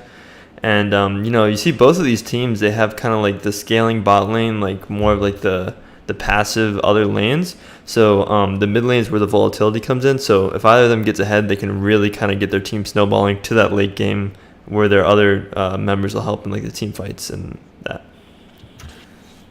Yeah, definitely. While you're out of the glance, talk about this mid lane matchup here. Another volatile one with the Ahri, this time going against LeBlanc. How does it go down? Yeah, so it's a lot less just pushing the wave. There's going to be a lot more trading. LeBlanc's going to have a lot of kill pressure, but if Ahri can land some good charms, she can also turn the trades and also have very high kill pressure. So it's just a skill matchup, and then really just going to come down to the jungle proximity for both teams. I think I agree with that. I mean, you're going to see a lot more trading in the mid lane for sure. LeBlanc definitely doesn't just want to passively farm. Unfortunately, it's not solo queue. Where your team's LeBlanc will passively farm and then be useless in the mid game. Kidafire probably going to be going in, looking to get some aggressive trades here, and we'll see if that ends up paying off for him. Yeah, definitely. Mid lane matchup going to be something to keep our eyes on, but let's hover back to this bottom lane. Kog'Maw and Soraka taking on Sivir and Morgana. How do you feel about that one, Velan? Kog Soraka is a really interesting lane. Kog'Maw is a champion, not very great in lane phase. Something that will interest me is the mastery choice that we do see taken here from Golem. If he ends up going with the Hail of Blades to try to trade a bit better into this bot lane, or if he's just going to go something super hard scaling like the what you'd expect to see, the lethal tempo. So it'll be something to watch out for as we load in here in a minute. But in terms of the actual like 2v2, I mean, Kog'Maw in lane, that's all I have to say. It's not going to go fantastically for him. But we'll see if he can survive that lane and get to this mid-game power spike where Kog'Maw can really be that oppressive carry that you know. Or if, you know, we're going to get to mid-game and then Kog'Maw's going to be on 2 items, ready for a team fight, and then LeBlanc Jarvan just kills him in 2 hits. Yeah, that's kind of I guess the climactic story that you might see on the end for Golem here does pack a little bit of punch when he has that W, the Bio Arcane Barrage on, but when that's off, very pretty weak overall, not the greatest trading, especially, Sivir being able to trade effectively through the minions with her Ricochet and Boomerang Blade. Kog'Maw not really able to get the maximum value out of his kit, as, some super quick minion trades come through, and max range Dark Bindings as well, so gonna be rough for this Kog'Maw. But overall, let's look at both team comps as a whole. Who do you think is more successful and why? It's hard to say exactly who's gonna, come out on top of the just raw team comps. There's a lot of volatility in these games a lot of times, and whenever you have picks like Ahri, like LeBlanc, things that can make things happen very early on and can just really snowball out of control, it's hard to just predict a raw winner. However, if I had to pick one team, again, I got to give it to AOL. I think they're, run at you style, they're going to have a Nasus. They're going to have the Sivir comp. They got a Jarvan to help create space for the Sivir to free auto. And I'd put my faith in Spike right now. He looked really good on it in game 1, really comfortable in that pick. And we'll see if he can manage another game to win here on Sivir. Yeah, I agree with you. And I think that AOL's comp is definitely superior here. They have a lot more pick potential. They have a little bit more crowd control overall. And I think that if you have any of these picks going, if you have the Nasus get ahead, if you get the LeBlanc ahead, if you get even this J4 ahead, it's going to be very volatile and difficult for Sad Boys to have them as a whole have very, very low wave clear. Something I put a fair share of emphasis on whenever I look at team comp is it does that wave clear. And there's not really a lot of great wave clear on the end for Sad Boys here. They have a little bit out of Ahri, but that's it. And that's not really what you want to be banking your wave clear department in. Yeah. And I mean, that's a really great point you bring up, actually, is, you look at the team comp and you say, Ahri, she has pretty good mid game. Kog'Maw takes a while to get online. He's going to need to farm up and scale. And what did we have an issue with last game? Kog'Maw and Golem was unable to find CS in the mid game on Twitch and fell very, very far behind the Sivir, almost getting Flame Horizon by the end of the game. So part of that comes from, the team winning fights, but part of that also, you just got to find the CS on the map. That's something you have to be aware of as an ADC is. Oh. I'll keep talking about this in a minute once this invade passes. Likely saw the binding there, so they know they're pinging the bush, and they're going to look to cut. This 5v5 level 1 might just come through. They've yet to check this book. Sad Boys might just get the jump on them here. It's going to be the double stun, triple stun coming in out of Sion. First on the off massively so far. First blood going over to Scraw. Is that going to be a second blood to come through? They're looking for Sheer Will, who I think has enough ground on towards this one. There's the second axe to come through. Sheer Will taken low. Will he get taken out? Still has the flash. Can go over the base, but he's going to go down anyways. Back up on the top end. Brother Beyond taken low. There's the barrier. Kid Fire flashes in. The auto distortion able to pick up the kill, and that is 2 for 2 on the board. And that's what we're talking about, that volatility right off of the bat. A good read here from Sad Boys, just saying they invaded game 1, they're going to want to do the same thing game 2. Let's set up an ambush. We have the Scion, we have, the pick potential. Let's try to get these early leads, and, in the end, it's just a great trade-off here as Scion Fridge getting the 3-man's shockwave to start it. Oh, no. Morgana going to catch him out here. Caught out underneath his own turret. He's going to go down as well. The Kog'Maw passive not going to do anything. And Spike picks up his first kill. Come on, Golem. At least let me finish complimenting your team before dying. Oh, it's tough. Oh, man. We're able to read on them. And Skylands are going to screw as well in the jungle. Another one coming through. Flash blown as well, and AOL are just dominating this game so far. AOL says, you know what? We don't care about the level 1. We're going to go back in and invade again. And, Sivir taking the aggressive route back to lane. They're going to find the Kog'Maw trying to sneak in, and Jarvan doesn't need a leash that much, So just comes in, gets a nice kill on Kog'Maw. Jarvan invades, gets the kill on the Olaf there, or almost the kill on the Olaf, and just like that, things are pretty even again. Yeah, they have to be very careful in this game. Just superior fighting in the level 1. Sad Boys got the jump on them, and Fridge able to come out on top, benefiting the most from that invade. But it is still going to be AOL with the overall better early game, and they're able to show that here. See the binding thrown out. Good dodge out there from the Kog'Maw, and you're going to be seeing a lot of that in this lane. Soraka doesn't exactly provide a big giant door for you to stand behind in the lane, so it's going to be a little scary here as Golem just dodges around these bindings that Morgana can just kind of fish for over and over again. Yeah, gonna be difficult for him as well in this lane because they're notorious for just being able to shove lanes in 24/7. Kog'Maw, not the best being able to get CS under turret here, so he's down in CS so far and looks like that's only going to be growing. Yeah, early CS advantage. He's going to try to pick up someone in the tower. Does get one there, and it's just tough. I mean, it's a tough lane they drafted into, and you know, respect them for taking the risk here. You know, this is an elimination game. This is it. This is the season right here. You either go home with a little bit more money in your pocket, or you go home empty. And there's no in between. And I respect going back to the Kog'Maw. You know, it's worked for them in the past. One of Golem's, I think, preferred picks from what I've seen when he needs to. But see if they can manage to find a win here in some of these mid-late game fights. For now, though, just a calm lane phase for the moment as jungler is clearing through their jungle. Yeah, definitely. Actually looking for a gank in his mid lane on towards Tater Tots. There's knock up, there's the chain, there's damage. Is it going to be the kill? Tater Tots able to turn it around on towards Kitafire and pick up her first kill of the game. Yeah, that's what we talked about early on is, you know, that LeBlanc jumps in with distortion. If you catch her with the charm, you're going to win the trade with Ahri, especially that close to the turret. And credit to Tater Tots coming in and stepping up as now trading the bot lane. Kog's going to look for a kill. Damage to come through. Will the Voidoo's get the kill? No, it won't. Yesu survives. Slither of HP and Kog'Maw not able to answer back in this lane.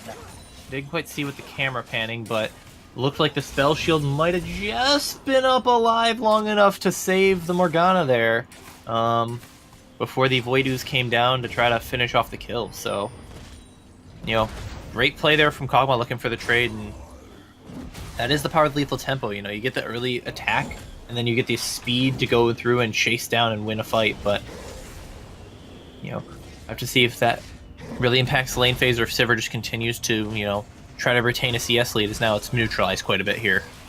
Yeah, definitely. Now on that deficit as far as HP goes, forced to stay back in the lane a little bit here as Yeso coming back off that very low initiation. Yeah. We should see a bit more calmness here as, you know, junglers return to their camps, and see Olaf taking his wolves, likely heading towards that top side. Not going to be able to find anything for now as Dax coming through for Nasus. And you talk about that top side a bit here. Nasus, you know, does get a free lane phase. I don't think Sion's going to be able to kill him one-on-one. I'd be very impressed with Fridge. But in the end, it is, you know, it's a Sion versus Nasus matchup. Nasus is just going to right-click minions and, you know, Q minions and take his free money. Yeah, and that infinite scaling is something that kind of puts a timer on this game for Sad Boys. Yes, they have the Kog'Maw, which pretty good late game.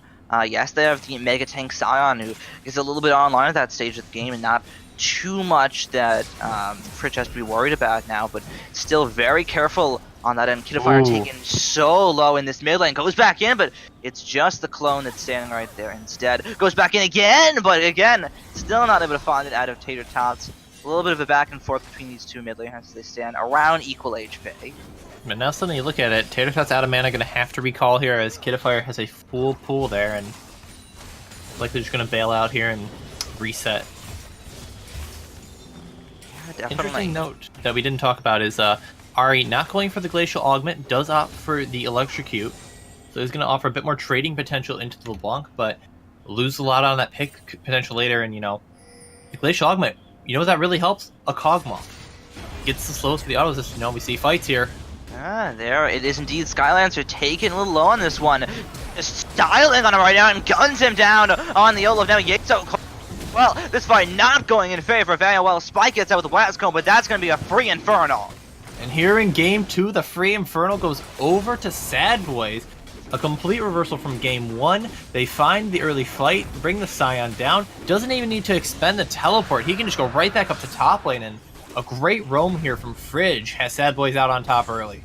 Yeah, you can tell they were not expecting Fridge to be sitting in that random bush bot lane. They snuck him in there. That was a really good play. Yeah, I mean, this early as well, for him to just be able to waltz down there and get that is a huge play. Now, you do have to look at what they lose out on the top side. Nasus now a significant CS advantage, and is going to probably start winning out on some of these trades early into the Sion, but, you know, getting the Kog'Maw ahead, getting an early Infernal for a scaling team comp is so massive. Yeah, and I think they recognize too that, that's Sion's job, he's just going to be a tank in team fights, so he doesn't need to be ahead of the Nasus if he's getting his Kog'Maw ahead and the rest of his team ahead. Yeah. Oh no, Mother Baby Meow is gonna get taken here. The Dark Binding at a Yeso landing, and that's a pick and a second kill up here for Sivir.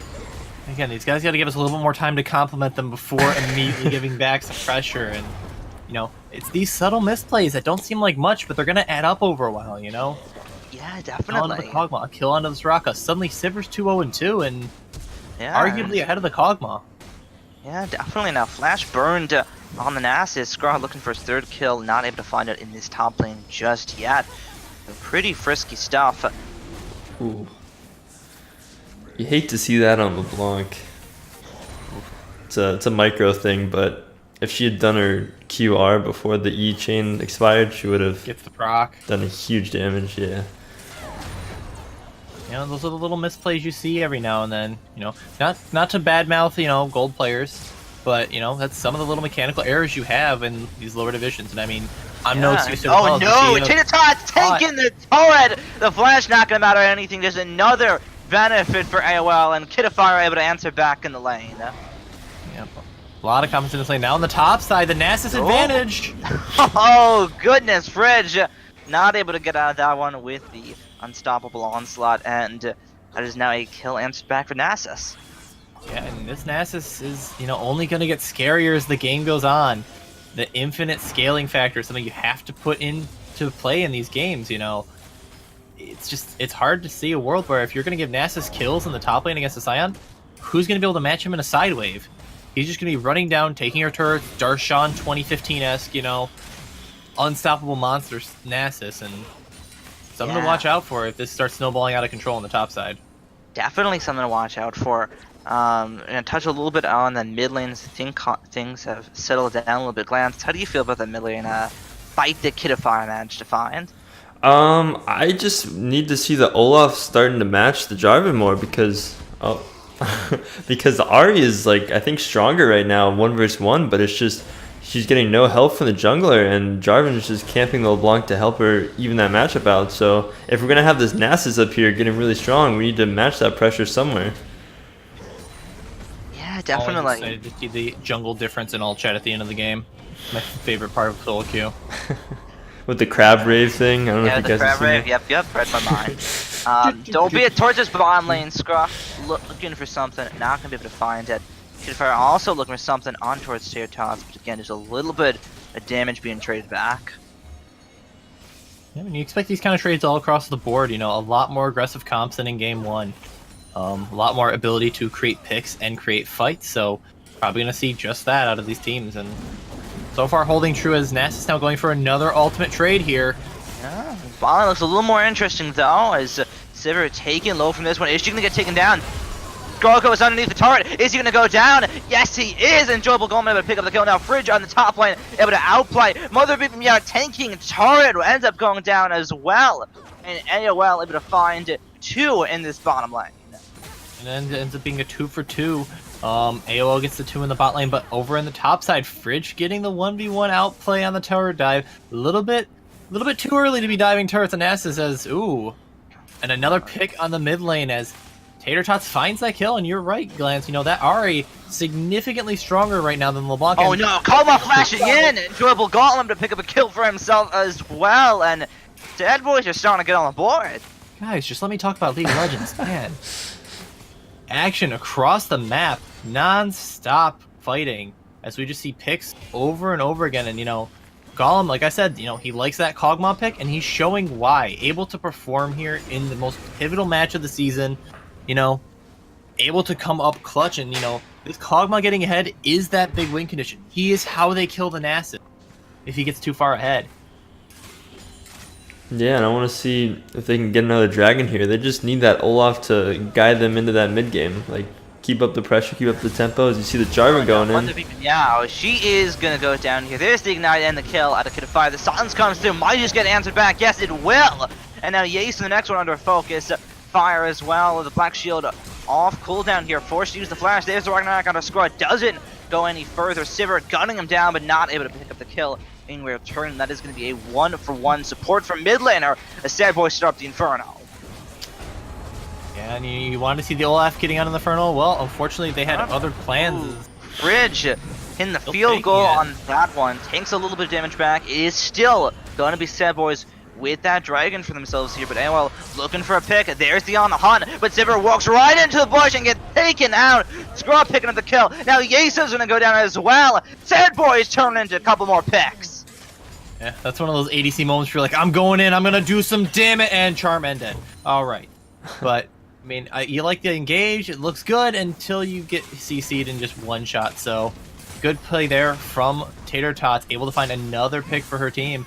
And, you know, Sad Boys are looking good in this game too, but again, look at the top side. That's an inner turret you're trading. 2 turrets going down to the Nasus, and it's those cross-map plays you got to look out for.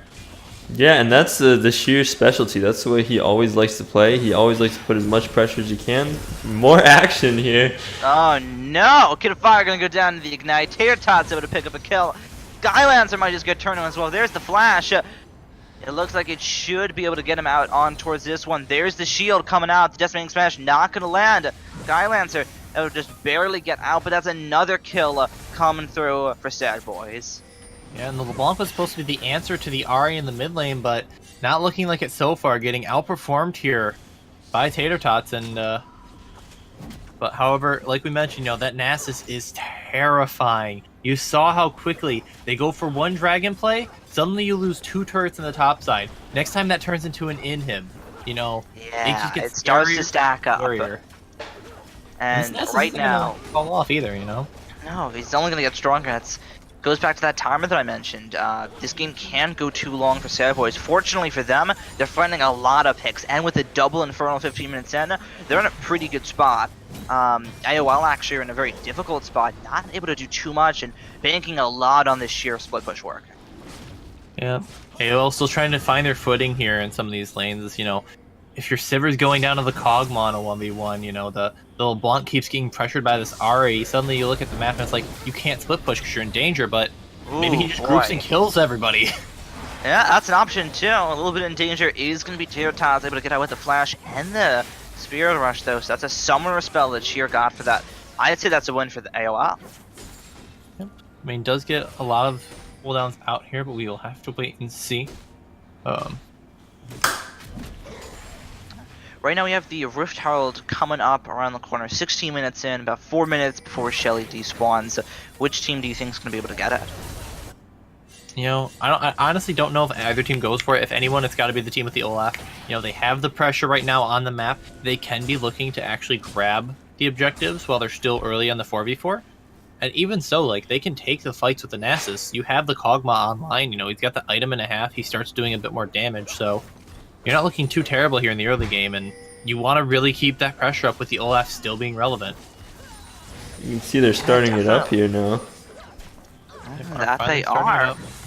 Don't quite have mid lane prio, so it is possible for 3 members of AOL to come up on this one. Looks like they don't have the confidence to without their jungle just here waiting for Skylancer. Rift Herald about to go down though. Will they be able to steal it in return? No, they're not able to do so. And here's the fight to come through. Fridge taken low. He's gonna get taken out. Tater Tots looking for something on towards Spike. He's able to flash over the wall. Skylancer's next focus. He is gonna go down. Scrap picking up his 5th kill of the game here, and that is gonna be a 2-for-1 in favor of Sad Boys plus the Rift Herald. Yeah, and this is Olaf going from game over to reign over in a game here as... Oh no. Enjoyable Golems ranges might be over here. Able to kite back against the Nasus here and not able to die. I think the only thing disappointing about the Kog'Maw so far is that he's not using the dog skin. Other than that, Golem has been fantastic. Able to trade into the Nasus, keeping him at bay from taking these turrets, and, you know, actually countering the crossplay objectives for the first time in the game. You know, we see them able to actually go for something and not lose in return on the other side from the Nasus. And I want to point out too is that they actually at the start of that fight had their bot lane, the support also bot, and they took an outnumbered fight and they still wanted the Rift Herald. That's how far ahead they are. So yeah, something to keep in mind moving forward is really looking good here in game 2. Our Sad Boys looking to make this series go the distance. Yeah, they're up in gold right now. It's very slim and they don't really have any turrets to speak for themselves, but they are up in gold. They have found these advantages in the fights here, and if they're able to keep that up, they should be able to transition those into turrets. And that's the goal. You got to open up the map. You got to keep the game moving, because you can't just let the game stagnate. That's where Nasus wants it to be, and that's what they're going to be looking to do. Yeah. Left will eventually get out. Able to pop the Ragnarok, but they're able to pop Yeso down instead. Sad Boys still coming out with a pick here. AOL looking to fire, looking for something as well. There's the knockup on a Skylancer. The 3-man coming through of AOL. Trying to get something in the back line, but Fridge gonna go down. Sad Boys able to kite this one out. So far, a 2-for-1 in favor. Fridge would get killed back on a Skylancer. Turns it into a 2-for-2 with this Scion Zombie. And now L1 Lane are the ones that are going to get the Dragon. Yeah, sometimes you just forget about those passives, but in the end, it is a win here from AOL. You know, trading the 1-for-3, getting the Drake out of it, and getting a lot of this pressure back as they now have a gold lead. And possibly a Kog'Maw on the dinner plate. Possibly a Kog'Maw. Ooh. So tanky right now. Has this rocket heal. Still going to go down on Nasus, but Nasus is going to go down on Mother Beep and Meow instead. The shutdown coming through the red buff Soraka looking good. And that is going to be 1-for-2 this time in favor of Sad Boys. You take that trade Monday, Tuesday, Wednesday, Thursday, Friday, and Saturday all week long. More kills on the Kog'Maw, always going to be good. And 2-for-1 special, you'll love it. Rage Blade already complete, is nerfed, but see if that does make a difference here. Yeah, definitely. So, Sebo is fine and ground in this game, finding their first turret. The goal is still, albeit marginally in favor of AOL, but the tempo lead, you have to think, definitely in favor of Sad Boys on this one. Yep, Sad Boys still maintaining a little bit of control on the map, trying to make sure they keep up the pace. Oh no! That's a teleport coming in from Sheer Will. Goodbye, Soraka. He's looking for that red buff. Spike's able to pick up with a boomerang blade. And now it scrolls the next focus. The 5-and-2 Olaf going to get shut down by Kid of Fire. And now Fridge is going to get just manslaughtered here by the Nasus. A shutdown going in favor of Sheer Will. Sitting on a pretty 800 gold for himself right now. And this time it's AOL that come out on top of the fight. You guys have heard of a caster curse, right? Yeah. Do you guys believe in it at all? Yeah, I also believe in Dead Kog'Maw, so that's another one going in favor of that. And now Golem looking more like my Kog'Maw in solo queue. Just having Nasus run you down feels bad, man, but, you know, AOL... Yeah, not much you can do about that. Yeah, Owen Lane. Sheer Will turning it on in this matchup here, bringing home what his team needs, cutting off Sad Boys with the TV, and finding a 5th turret of the game. Yep, and they do have to go for the turret mid lane instead of the Baron. See if they have to end up picking it up on a recall, but you know, the big purple worm is on the map now. I'll have to see if that's the next objective or if they look to take some more fights. Yeah, definitely. And right now, Sad Boys, again, I mean, they've had an answer to 4 members of AOL, but Nasus not being one of them, and Yeso walks right into him. It's going to go down. Going to pick up this kill for himself. Warding is dangerous. That feels bad for the support. Well, not the support, but well, it is support, but sorry, I was looking at. I thought it was Soraka for a minute. I'm like, Soraka's alive. What am I talking about? But in the end, you know, just another pick across for Sad Boys, and you know, you need to get the vision around Baron, but you need to go with your team. You know, the Nasus can escort you. He's really, really, really big right now. Just stay around him. There's no reason to go off 40 on your own right now, but in the end, it's just a pick and blows the game down even further, which arguably is probably good for AOL. Yeah, not bad for them at all. Fridge getting a little caught out here, but his science is pretty tanky. Still getting focused down and looks like he's going to get taken out as well. Kid of Fire picking up that kill for himself now. Not going to get anything on a zombie this time around. And once again, the game's just like a pendulum right now. One team gets the lead, the other team gets the lead, one team gets the lead, and the other team again getting the lead. Now AOL this time are the ones on top. Yeah, some real genuine Canadian League of Legends here. No, you take the win. No, you take the win. I insist. You know, giving it back and forth, but AOL is a team that likes this give and take, and 40 kills, 20 minutes. That explains Gimpy perfectly. Oh my god, you're right. Oh my, I just realized. Yes. We've done it. Okay, and Joba Golem's also doing it right now, getting gunned down on Kog'Maw. Mother Beeping down the next focus as well. Getting focused down and taking down Yeso to pick up that kill. And AOL finding the bottom lane of Sad Boys, and that might just be Baron. And that should be the Baron taken up. I mean, don't know how you contest it with just an Ari and a Olaf who's beyond his usefulness in this game, despite the kills he got. You know, it was a 5-1 Olaf a couple minutes ago, but now it looks like a word bot for you.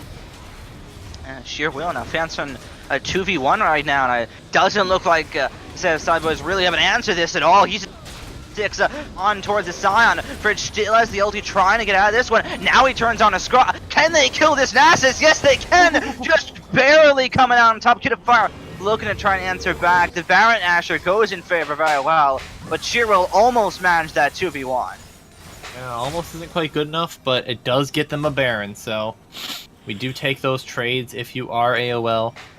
They're going to get a lot of pressure out, and the wave clear from Sad Boys, while being pretty good, is not going to be enough against the Baron push, I don't think. I mean, as Kog'Maw just getting bounced away by LeBlanc with one item. Yeah.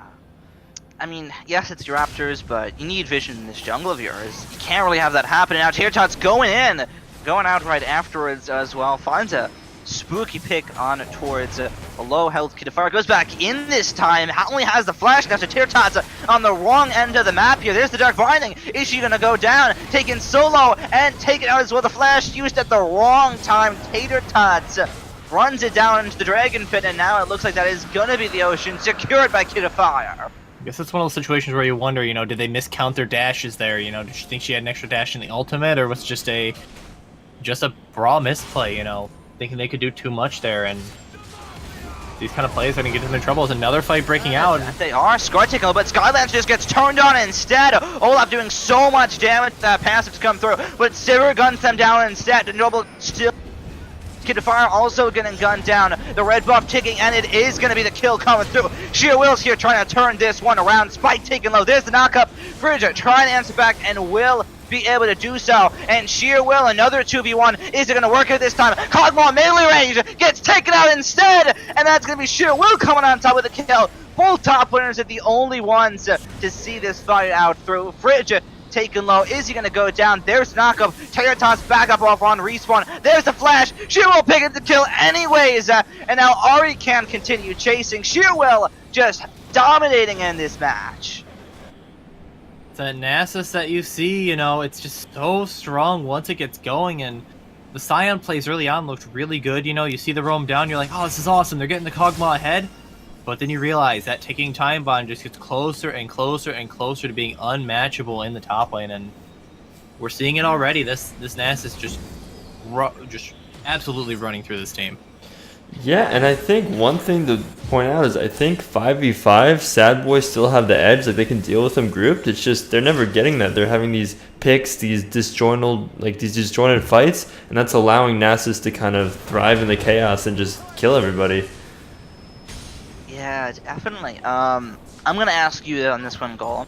You are, my second man right here, but Zeal over. I think this Nasus Wither is just too hard for them to deal with. Do you think a QSS would be better for the Kog'Maw now, or is the second Zeal justified? For the Kog'Maw or for the Sivir? The Kog'Maw. Oh, for the Kog'Maw, you definitely want the run-ons.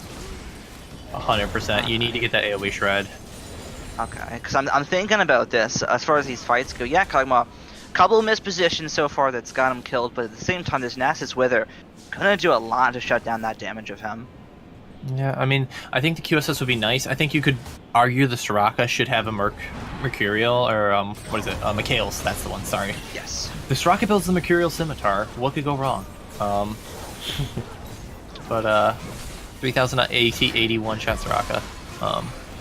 Yeah. We see the Kog'Maw stepping a bit forward here. On the hunt getting popped, a little preemptively at a spike. It's not going to do anything really. So the rest of Sad Boy is looking to defend this turret of theirs. Should be going down on the next wave. Kid Fire jumps back in for a little bit of damage. Skrull low on mana on this end. Mother Beep Meow low on health. Fridge gets the Dark Binding, able to tank that up for his team though. Can they turn this on towards Sheer Will? Nasus is just so big in this fight. The Social Echo is almost going through everyone on Sad Boys as they're just dropping like flies right now. Sheerwell still up in this fight to come through. The Cataclysm gets saved as well. Skylancer also going to go down. Scra able to turn this one around. Nasus still not dead to Kid of Fire. Still looking for something. There's the chain on top of the Meow. There's the barrier to come through. Is that going to be the kill? Gets turned on him instead. And then a 4-4-2 in favor of Sad Boys. They're able to defend their inhibitor. And I was waiting for them to engage sooner because, like I said, I mean, they win the 5v5. It's just they never get it. Like, even the fight before that was really close. It was a 4v5. Like, that was the first time they had a proper 5v5. And we saw even Fridge caught at the start very low in the Scion. Honestly, if they could just keep the Kog'Maw alive a little more and, like, kind of tell them to stand back a little bit, I think they can really just start taking over these fights. Yeah, definitely. I mean, we saw how these fights have been going for Sad Boys. I think that teamfight was a really good example. They have an answer to everything but Nasus, and that was one of the few fights where Sheerwell not able to do enough on the Nasus teamfight, and the rest of Sad Boys was able to chip away at the rest of his team. So this game really starting to pan itself out. Well, I want to comment on that a little bit because before that fight even started, Scion kind of got caught out and was super low, so we didn't really get to peel much for the Kog'Maw, and the Kog'Maw himself just kind of walked in and died. Like, if they just peel from him a little more and just set up, like, 5v5 in ideal situation, Scion's not dead at the start, I think they can just really just kite the Nasus and just one-shot him. If they just have to play together. That's the key. Yeah, definitely. Right now, they're in a bit of a difficult spot, but as this game goes on, you're gonna kind of see these all-or-nothing stories starting to bend themselves. And Kid of Fire taken so low. Isn't gonna get taken down? Yes, he is. Tear-Toss with another pick, and that is gonna be massive. So Sad Boys might just be the Baron. My apologies there. I had to step away for a moment, but I am now returned. Missed a little bit. Kid of Fire gets picked in the river here, and now it is going to be Sad Boys trying to get this Baron Ash with the AOL desperately running from the Geo will take in low at the start of the fight. Olaf just running him down right now, and with Nasus down at the start of the fight, Sad Boys have nothing else to worry but Soraka heal botting this one up, and Sad Boys turn it around. You know, like we mentioned, Soraka finished that Mikhail's for this fight, and now Kog'Maw with 3 items is more than enough damage you need to actually take down the Nasus. You know, the Thornmail doesn't do that much for you with the raw magic damage. Lancer's still up on this one. Going for the Can he steal the 50-50. Baron? He goes in the 50-50, not gonna go in his favor. Charmed up and CC down. Jarvan gets taken out. Spike able to find the inhibitor for his team here, but that's all that AOL are gonna get. A good smite there keeps the game in favor of AOL. You know, they do get the inhib on the backside with the Silver Split push, but, you know, you'll love getting the Baron here now as Sad Boys are hanging on into this game. Hanging on for dear life is Sad Boys on this one. They're still down in gold, even though they just got the Baron Ash for themselves, but like I said, these all-or-nothing stories starting to make themselves in this game. Can Kog'Maw stay alive long enough to just shred Nasus, or is Nasus going to run him down instead? Very much a enjoyable Golem versus Sheerwell in this matchup. And those are the questions we had at the start of the game. You know, is the Kog'Maw going to be enough? Is Nasus just going to be able to get too much to handle? And right now, it's just going back and forward between those two options. We'll see which one ends up taking the W in the end as we're getting closer and closer. Yeah, definitely about dead even in gold now at that 32-minute marker. It is still AOL with that turret advantage. They have 3 times the turrets that Sad Boys do, so good stuff for them.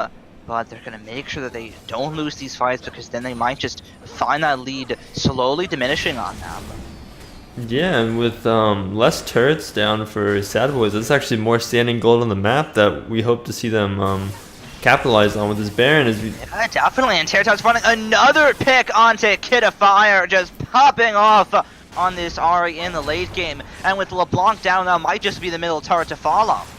This Ahri pick has been so massive all game and creating advantages for Sad Boys, and here it finds the huge pick. I mean, that removes so much threat on the Kog'Maw in the back line. Now all you have is a champion that runs at you to get at him, so...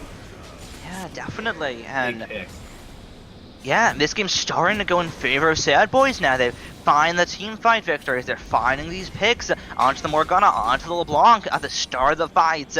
And AOL don't want to start these fights off 4v5 like they have recently the past couple times. So Sad Boys in a prime position to bring us to a 3-game series. And I tell you what, AOL in the third game, we saw it last time in semis, it looked pretty rough. Yeah, I mean, it's hard to say it's a different series. It's been a couple weeks, you know, since we've had the Mother's Day break and everything like that. So, but we'll see how this goes. You know, let's not get too confident in them yet. Still a lot of opportunity for AOL. I mean, I'm still wondering why you don't just leave the Nasus in a side wave. Who's going to be able to go and match him? You have to send at least Kog'Maw and someone else, or like the Ahri and the Kog'Maw, you know? I really just want to see the Nasus just AFK pushing a side wave at this point, you know? Creating pressure across the map and trying to look for inhibs to, you know, draw the team away. Yeah, and I was going to touch on that. Like, you saw even, like, when they were making that mid-push with Baron, like, half of them recalled just to get to the Nasus bot because they were so nervous of his push. Like, they don't really know what to do with him right now. Like, if he's in a side lane, so just leave him there, and if you split the team apart, that's AOL's win condition. I think that's the issue you run into, though, is neither team knows what to do with the Nasus, unfortunately. Unlucky.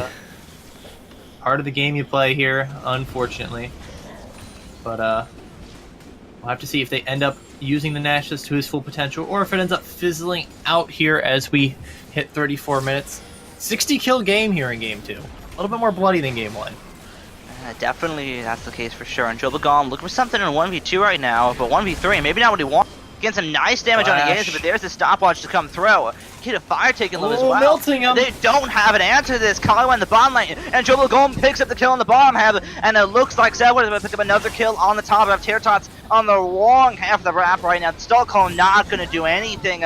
Sheer Will just gunning him down. So far is a 3-for-1 in favor of Sad Boys. They're looking to pick up another kill here, and Nasus starting to fall off against this. Olaf going to go down as well. Sheer Will gets the Wither off. Can he get out of this one? There's the flash. There's the axe coming through out of Olaf, and Sheer Will is just a matter of time before he goes down here. He's got the movement speed and the healing to come through.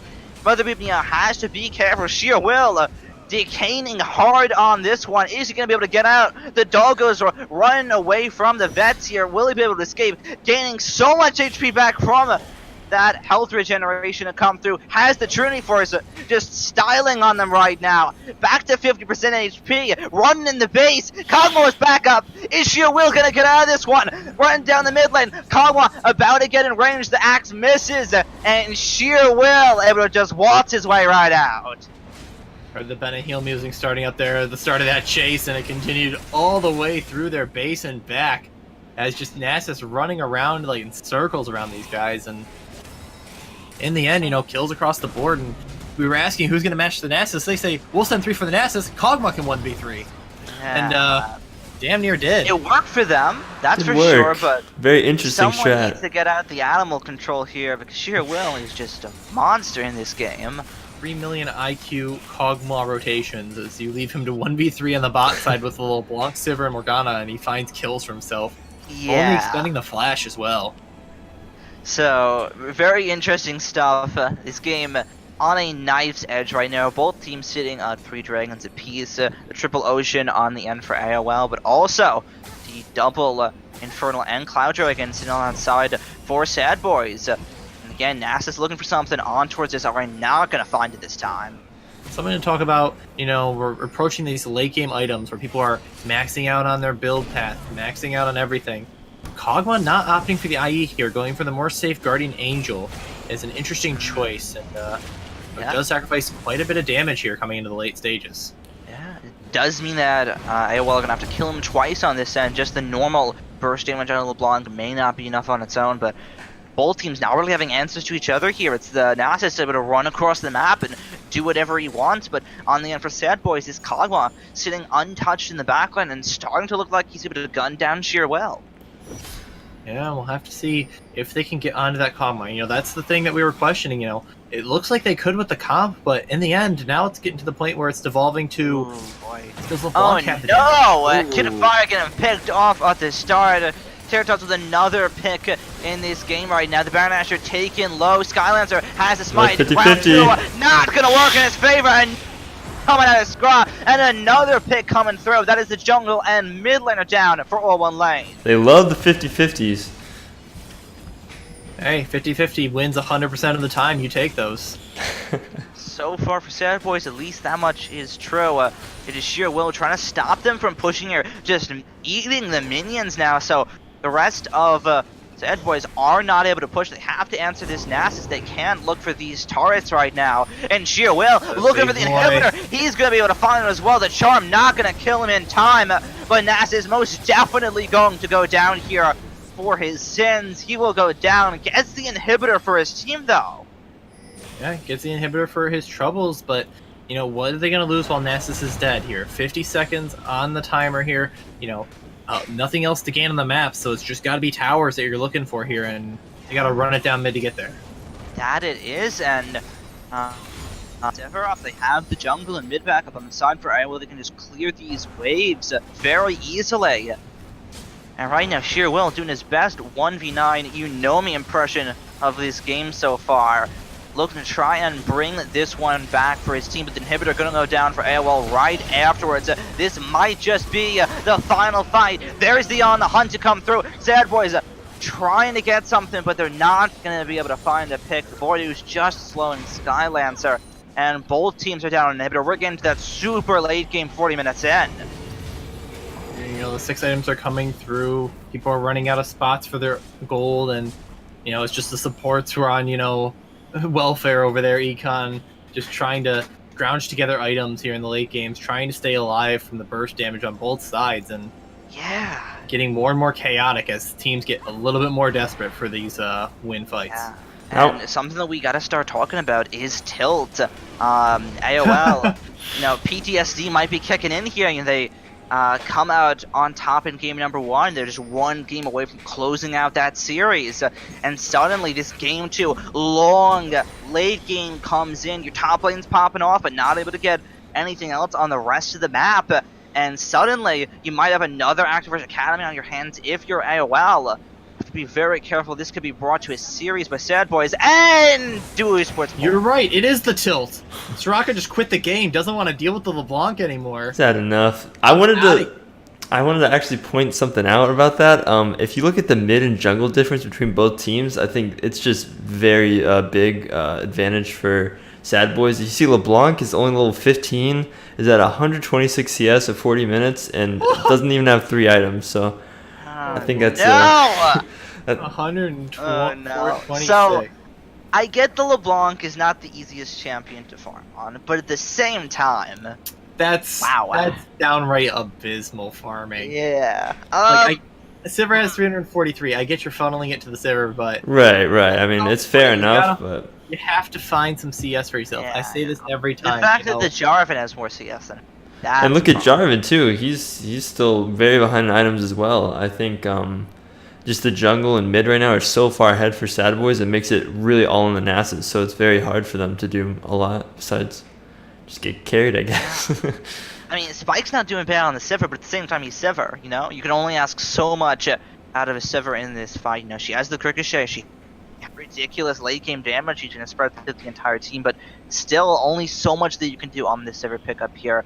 And I think Jobal Golem's starting to do a little bit more in these fights. Yeah, I mean, like we said, you know, 6 items. It doesn't matter if you're Flame Horizon, you're at the same point.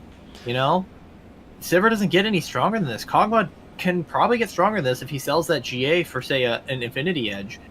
You know, and it's Kog'Maw already coming out on top. It's, you know, Sad Boys winning these fights, able to take down the Nasus, who can't quite face tank up enough and get to the Kog'Maw, as the kiting's been phenomenal for these teams, able to peel for their carries, and definitely. Who gets that pivotal pick? You know, if the Kog'Maw just gets popped at the start of a fight from the LeBlanc, it doesn't matter if she's, you know, down 1 million gold.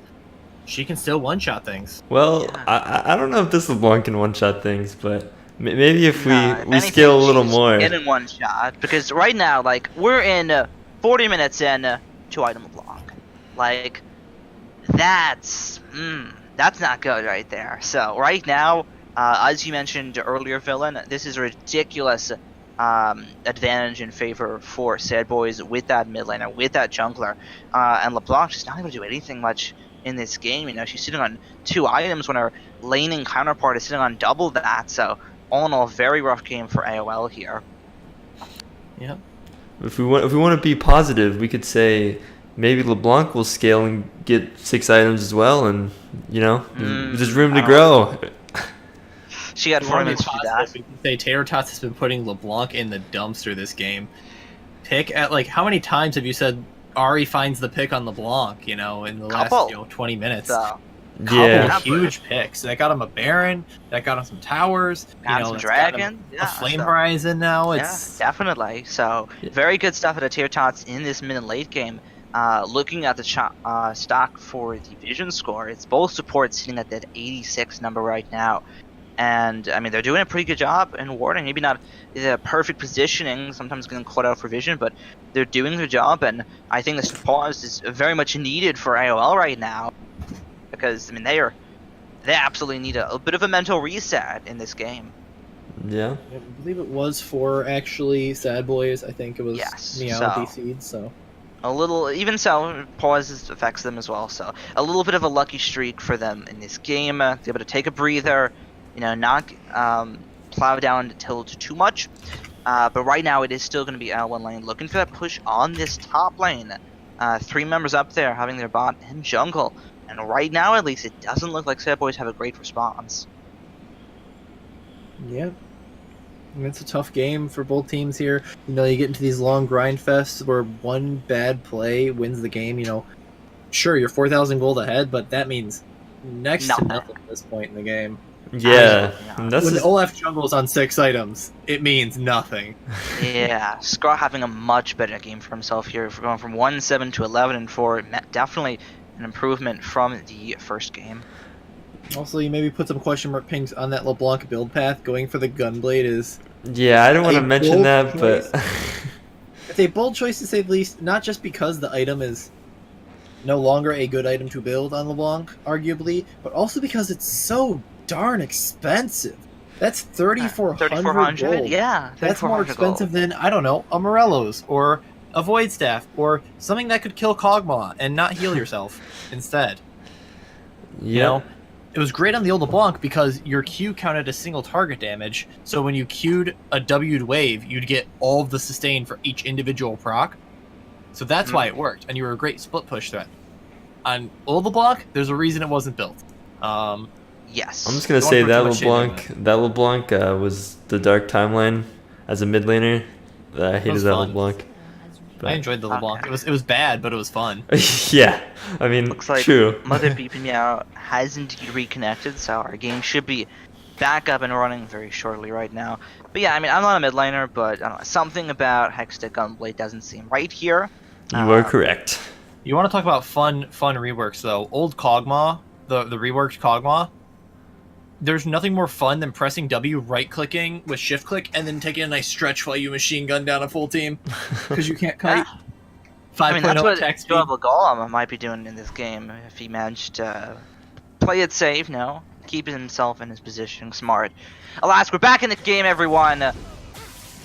AOL has priority on this bot lane. They got 3 down there. Said it again. Another pick in the mid lane. Kiddafari getting gunned down by the minions. Tater Tots able to answer back with a flash, but AOL we're just running down the base now. This might just be what ends the game. Owen Lane looking for the series point right here. Sheer Will getting focused down. Is he going to go down? The turret focused him. Sad Boys focusing him as well. Sad Boys able to answer back in time. If they clean it up, they could run down. Everyone on the end of AOL just dropping like flies. That's an ace! That's an ace and likely the game. 60-second death timers on the majority of AOL. LeBlanc no TP. She can't come into the base, and they might just walk it down mid and win the game here. That they might. Indeed. Fridge teleport in for extra ground on that. That's going to be the game for sure. You have 10 seconds on LeBlanc, but LeBlanc at this stage of the game, this far behind, is going to do absolutely nothing to that 5-mana Sad Boys. Fridge going to be more than happy to just tank those turrets for days. And Sad Boys able to defend off the final push from all one lane. Could have not able to do anything in this game, and Sad Boys are going to be bringing us to a series.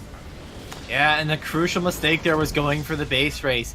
They couldn't win the 5v5 team fights, but they opt for it anyways. No one's stopping the back door, so they just go ahead and just force it down top lane. And apparently the call was we either FF or back door. You got to go. So that's a little bit unfortunate there, but It's ambitious. I mean, it was an ambitious call. I think the better option would have been just send the Nasus with one help and send the rest of the team to stall backs. Wait for them to push up on you. But in the end, the win does go over to Sad Boys, and we're going to see a game 3 today. Yeah, that we are. What a roller coaster of emotions that game was, but Tater Tots finding her ground in this late game, and Joblegum finding himself on this Kog'Maw in the late game as well. And oh boy, those numbers are going to be huge. Let's look at them. Maybe huge for some champions, but not others. Yes, indeed. Well, leading the damage chart, taking a double stock of this one, is actually going to be Olaf at 43,000, rounding up to 44,000. What a difference in games, on this Olaf pick. They went back to it in game 2 and just absolutely took over the early game.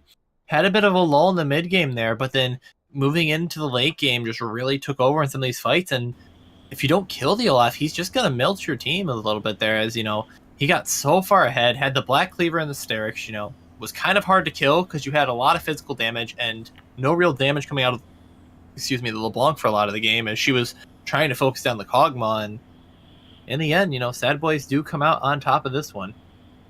Yeah, definitely. Absolutely ridiculous game that we had on our hands. Looking at some of the visions. Oh no! What is that? Oh, we somehow. Oh no. Okay, so if you haven't looked yet, someone brought no control words. Guess who it was? Oh. Was it the Kog'Maw? No. Oh. Correct. It was the Olaf. You don't need control boards if they're all dead. I That's all I'm guess, saying. but I don't know about that one. Something definitely to jot down in the notebook for the next Why do you game. need control boards when you could buy another longsword for your 6th one? Yeah.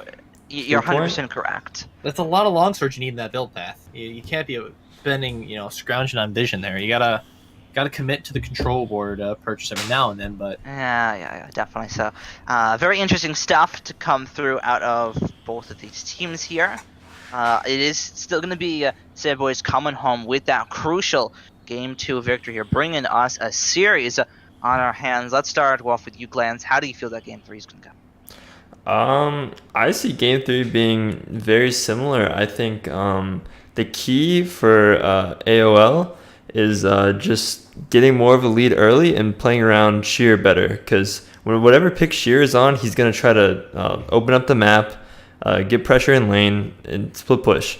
But if they can't play around that, he can't use that advantage to help the team. So I think that's AOL's win condition. And for Sad Boys, they just need to kind of stick to their game plan and just make sure they just execute. Because, all the games they've had, they were in a good position. They just mis-executed fights, got caught. So just stick to the game plan. Don't get caught. Execute your comp.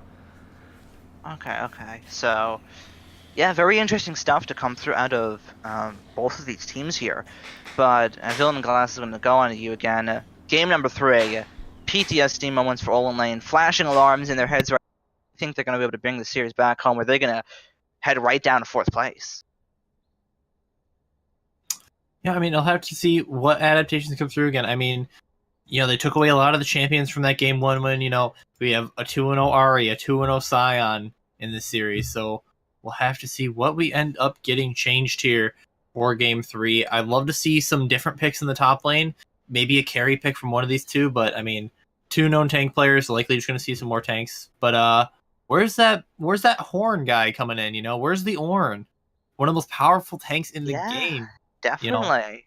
1,000 gold items for free. Absolutely the case here. But either way, we're going to get back to you very soon with game number 3 between 1st seed Olin and 3rd seed Sad Boys. Sad Boys will be able to take the series. We'll be right back at you. Bye.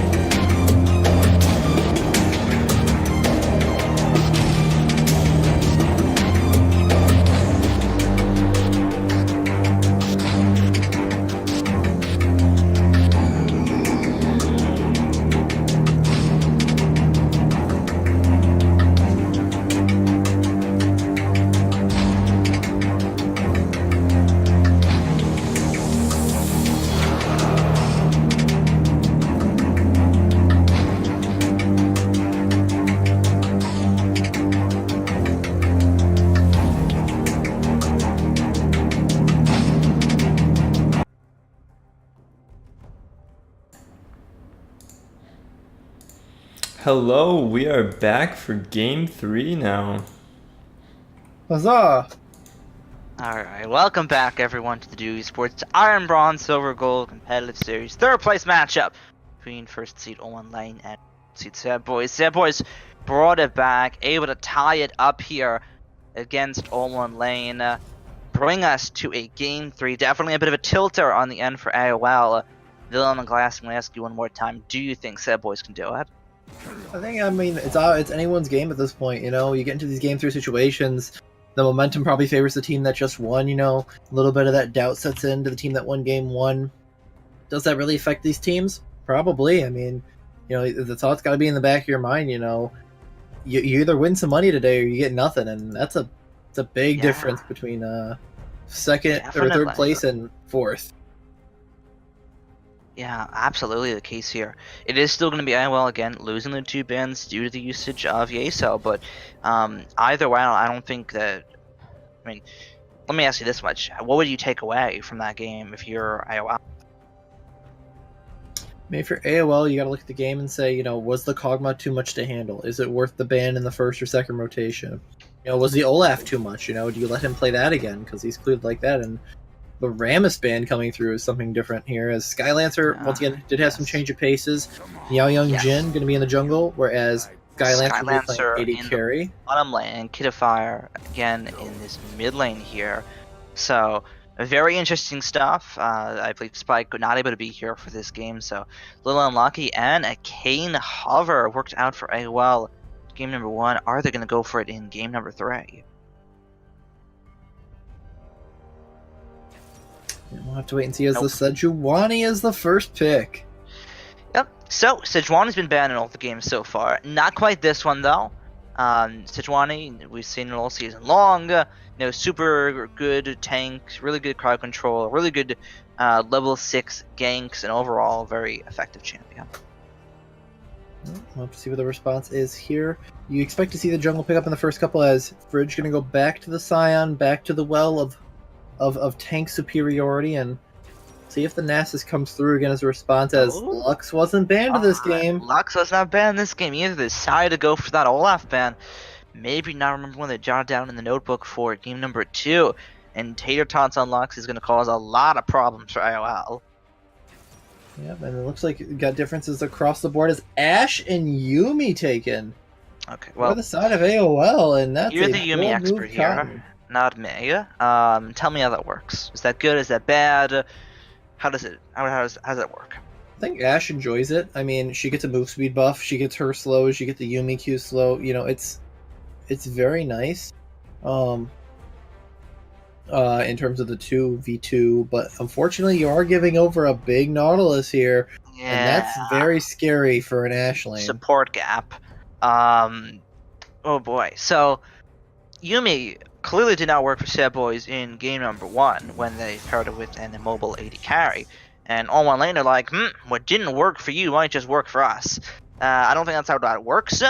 So, I mean, maybe we'll see something level 6 when Ashe has her Enchanted Crystal Arrow and Yuumi has her ultimate and they stun them, and I don't know, maybe it's a double kill. But right now, I personally remain less than convinced.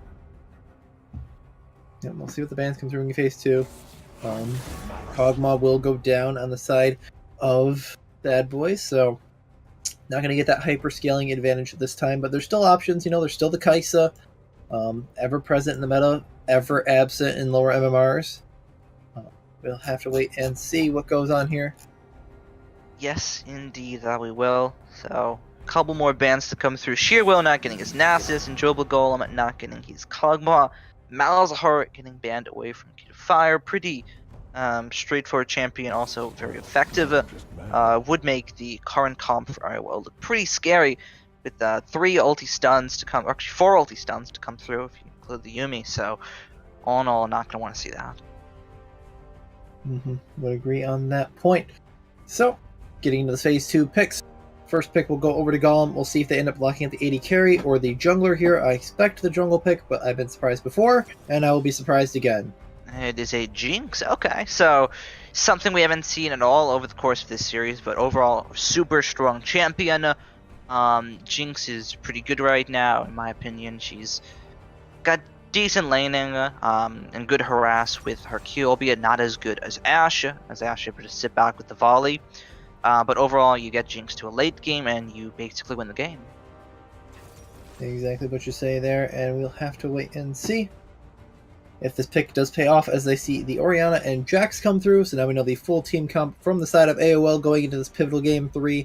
It is a team fight death comp with the split push Jax option, so very powerful in the side waves. We'll wait to see what the jungle response is here into the Sedge.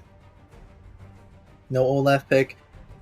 Oh, We're and gonna go with it the is the Kane. turnaround. Okay, so interesting stuff to come through. We have the Lux mid, we have the Kane jungle, we have the Jinx AD carry, and the Nautilus support. So very interesting stuff indeed. Let's actually talk about the top lane this time, because it's not just two tanks that are gonna, brainlessly noodle fight each other for the first 20 minutes of the game.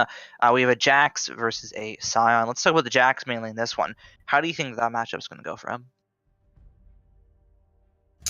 Well, it'd be interesting to see. I mean, the Jinx obviously is going to have the advantage given that she has a support that exists in the lane phase and is going to be able to hopefully be able to get a couple early kills onto this Ashe lane. Immobile ADCs don't do too well with the Yuumi. That's one of the things you risk running into. And an interesting summer choice from Kid of Fire this game, respecting the Lux burst and taking Exhaust here from mid lane as well. So a bit more defensive start here from AOL in this game, and we'll see if the Kane from Sad Boys can just run over the map like it did in game 1 for AOL.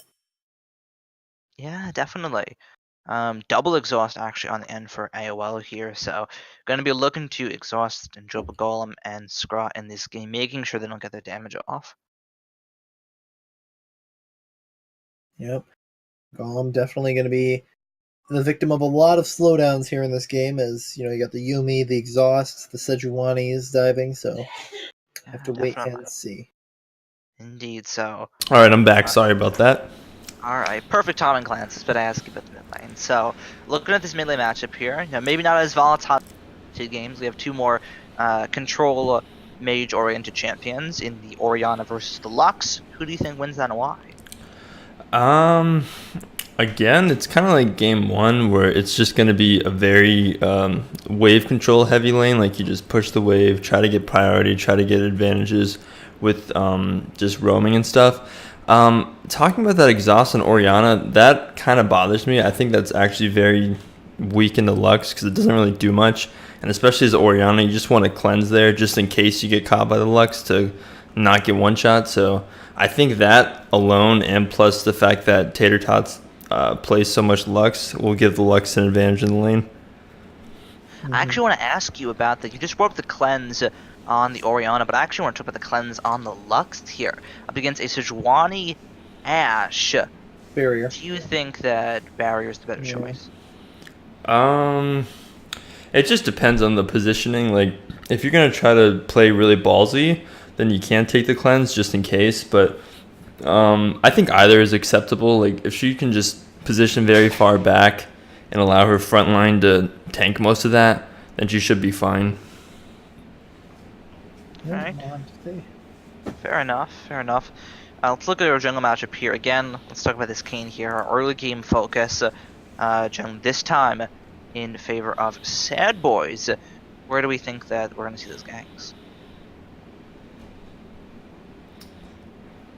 I think a big ganking point, especially for the side of AOL, is going to be the top lane, just because we see Shears on Jax. Like, that's what I was talking about. That's kind of his style. He just wants to split push. He wants to smash the lane. So I could see potentially some attention there. But I don't know what the Kane's going to be doing. I think he's just going to be trying to kind of farm, skirmish if he can, and just kind of get to that form. Yeah, I think getting to that form for Kane is definitely the big point for pardon me, sorry. For the Sad Boys here early on. I mean, the Kane is basically 70% of a champion until he gets the upgrade, and I really don't think we'll see another blue Kane today. I'm saying that optimistically for Sad Boys. I think, the red Kane helps so much to create space for a Jinx in this team comp, so hopefully he can get that upgrade pretty early on. We'll need to come up and visit the top lane Jax to get some of those melee hits, but Yeah, definitely. Juicy. Indeed. So we can pop in a loading screen here. Don't. I think we see something very out of place here, Villain. What do you think it is? I see that we're missing a skin on Sejuani, which is a little bit disappointing. That's my big thing. I don't know. Something. I don't know. I'm not the biggest Ash player, but something about Arcane Comet seems kind of uncommon. So the interesting thing about this, Ash does like to poke a lot in lane actually with her W. Do I think it's good? No. But I mean, I think it does make sense a little bit. You're able to poke out a bit in the lane phase, get a little bit more harassment onto the Jinx lane. But I think, the Nautilus coming in on you, I think you want the team fight prowess of Lethal Tempo. Do I agree with the choice? No, but I can kind of understand the logic of it, assuming it's not just a misclick and a whoopsies from the side of Ash. Yeah, definitely. Arcane Comet just never really seen any carries. There's a point in time where Jin kind of like taking Arcane Comet because his whole thing is poking in laning phase, which is to some degree what Ash does as well. But I don't think poke should equal Arcane Comet on ADCs. So I'm against it. Maybe it works. Maybe it doesn't. Either way, we're about to find it.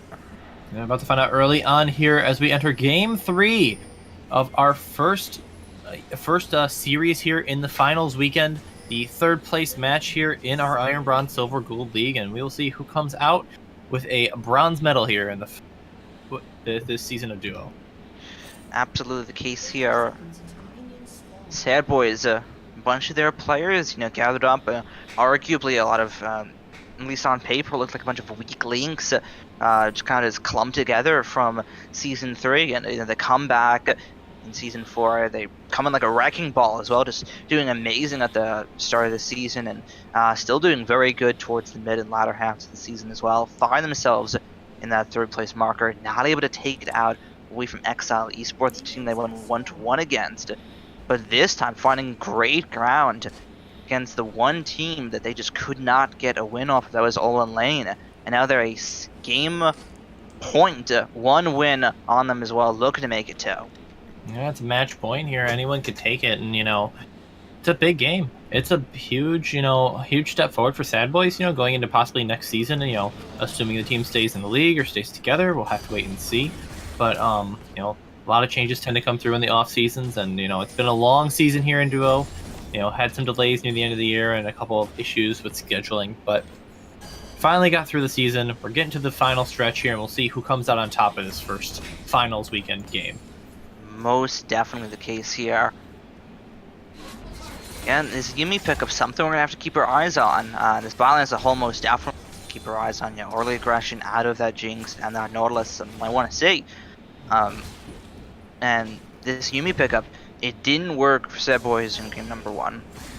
My whole logic is, if it doesn't work for them in the game that you just beat them at, why would it work in your own game? I mean, I think the Yuumi is an interesting champion still. There's a lot unexplored about the champion. Certainly looks like one of the more fun champions to play. Right, credit, they make some fun champions to play nowadays, even if they're cancer to play against. But True. champion does offer a lot, and already off the bat, again, seeing something I don't like to see from Yuumi players. Don't stay attached to your ADC. You want to be detached. You want to be creating pressure with spacing. If you're just going to stay attached all lane, Nautilus eventually is going to hit a hook on Jinx, and that's going to be just doomed. Deadly. Yeah, that's not going to be one you want to see. It also kind of forces you to carry to 1v2, which isn't what you want to see. The hook not quite landing out of Bibi Meow on this Nautilus, but it's still the pressure on their side either way. Yeah, sometimes we see it from all season, though. 1v2 ADCs, so...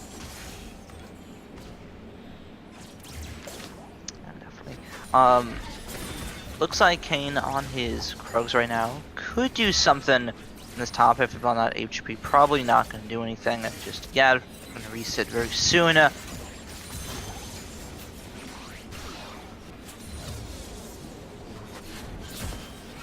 We'll have to see. Again, the comment, coming through with a bit of poke, able to help our wave clear here, and staying even in the CS is the biggest thing for the Asher in this lane. Yeah, He's gonna be able to create those picks in the mid game, so. A little bit of a slow on MBM right now, but currently it is primarily on Sad Boys to make these early game moves at the end for all-one lane. Very happy to just kind of sit back and scale. They have the Jax, they have the Ashe, who isn't by any means bad late game, just may not be as good as Jinx. So on the side of AOL, you want to be able to have more time in this game. You want to get to that late game. But on my end, for AOL, I have to ask this question: can they, manage this late game properly? Are they going to be able to function in a late game environment in Game 3, or are they going to have haunting stories of Activision Academy? Either way, in this early game, they're looking to make some moves. Sheer Will trying to get a solo kill on a Fridge here. The fling not quite landing onto a Sejuani, and Fridge able to flash out of that one. Yeah, I mean, Fridge just able to escape because you could argue a bit of a misplay from Sejuani there, throwing out the flail way early, and just in the end doesn't have the damage for us. There's the hook landing on the Ashe. There's the hook, there's the Chalmers, there's the flash. Skylancer forced uses flash early on in this lane. Yep.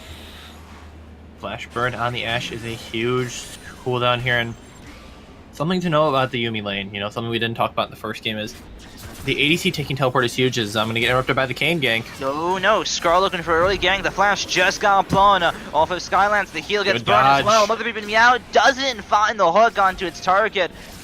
And that is going to not be a kill on the side for Sad Boys. But still, no summoners now on this Ashe. Yeah, but they do burn both summoners on the Yuumi as well. Their heal and exhaust going down as this bot lane is getting run over quickly. Yeah, definitely. It kind of goes back to one of the things you touched on. In this Yuumi, you really can't be attached to your AD carry all the time. You're not doing anything for them. Really, yeah, you're giving them equip bonuses, but equip bonuses isn't really what you need into this kill lane, essentially, that Sad Boys have. Here we see Fridge taking some better trades on the top side. Now he's gotten that base off, and Jack's likely not far behind, but going to take a lot of damage here, and something to touch on about Fridge's choice. He does opt for the Glacial Augment in the top lane. So something to talk about with that is what it allows you to do on Sion. If you get an auto attack in the trades, you're basically guaranteed to land the knock-up on the Q, getting you an E, a little bit more damage. So it gives you better trading in lane, but obviously, you lose the grasp into the melees. So it's an option some Sions used to opt for early on when Sion was first coming back. Haven't seen too much of it, but see if it pays off for Fridge here as he looks to hit level 6, possibly go for a in mid lane, level 6 gets hit by Tater Tots, but to get Kid of Fire very low. Both summoners down on Orianna. Yep. And that's what I was talking about, like with the exhaust. Like, what did that exhaust really do there? If you cleanse and you walk away, you don't take half that damage. So, so definitely something that they have to be careful. But Sad Boys another early Infernal Dragon. This time gonna go in their favor. No contest out of all one lanes. Sejuani's in the area, but has no idea that this is going on. And there's a 7-minute Infernal Dragon going in favor of Sad Boys. And a big early lead already going over to Sad Boys, and you like to see it for their comp. The Yuumi is going to be good in later games, but here comes a TP and the hook lands. This is a dead Ashe. Control on Ashe. No flash coming through the Skylancer, and the kill to come through. First blood going over to Jinx, and it might just be a second blood. It is the double kill flying in. Things get scary now. That's a Jinx that is going to be massive early. 2 kills onto the hard carry Jinx pick onto Golem, and this is looking fantastic for Sad Boys. Most definitely. She already has a BF sword and is sitting on another 1,300 gold for Golem. Now Fridge looking for something on towards Orianna, able to find it as well. Misses the decimating smash, but the CC's already landed. Kid of Fire still in a very rough position right now, cutting up towards the locks. Maybe not where he wants to go. There's a shockwave and the light binding. That's gonna be a kill to come through. Nayoung Jin also in the wrong spot as well. It's gonna be the prismatic shield coming through to save his teammate. No, Nayoung Jin gonna get the kill anyways. Sheer will try to turn this. Nice Delusion play. Singularity. Tater Tots able to turn it around. 1 for 4. Sheer will try to answer back and will be able to do so with a double kill. Sejuani tried so hard to get away there, even burning the ult on the Scion revive passive, but just not enough as Tater Tots gets the combo on the backside. But in the end, Jax picking up 2 kills for himself, and there's the win condition back for AOL. That's split pushing Jax, and a lot of kills across the board. But in the end, you favor the trade for Sad Boys. You got 2 kills on both of your carries here, and I mean, how are you going to defend that 1-3-1 later on, or that 5-man mid later on, rather? Yeah, it's going to be very rough. There's so many things you have to be careful of here, and there's so much crowd control that Sad Boys have. They have the Lux, they have the Jinx, you have these champions that want to get all this damage out with that Final Spark, with that Super Mega Death Rocket, and that's a lot of damage that I don't think you have many answers to in AOL. That's a 10 CS lead early on for the Jinx. She almost has the Affinity Edge, about 300 gold off on that base, unfortunately. So, just barely missing out on the Jax there. Kane visiting top. And in the bot side, they're going to get some plays here, which will be nice for the Ashe transferring. Interesting Definitely. choice here, going with the Demolition, or the Demolish on the Yuumi. Interesting for sure, but... Storylines, again, are starting to make themselves early on in this game now, and it's just kind of been the story of AOL in the playoffs with Activision Academy, and now with Sad Boys as well, but almost throughout the whole season as well. It has been sheer will in this top lane. 2-0 on this Jax. They have to keep playing towards him and getting him ahead, trying to get something onto Fridge, but it might be a little too forced. Scar trying to get something as well. Not really able to get anything on Sejuani. Sheer will goes in, has the counter strike up still, able to get the stun on towards Scar and the kill. Red buff now on Jax. Yeah, Fridge, you can't afford to cancel 4 autos there, and that's a little bit embarrassing as Jax just manages to burst down Skrull as the Ashe Arrow for decorative effects in the top lane. Yeah, just a little bit unfortunate there, as now Sejuani's still hanging around.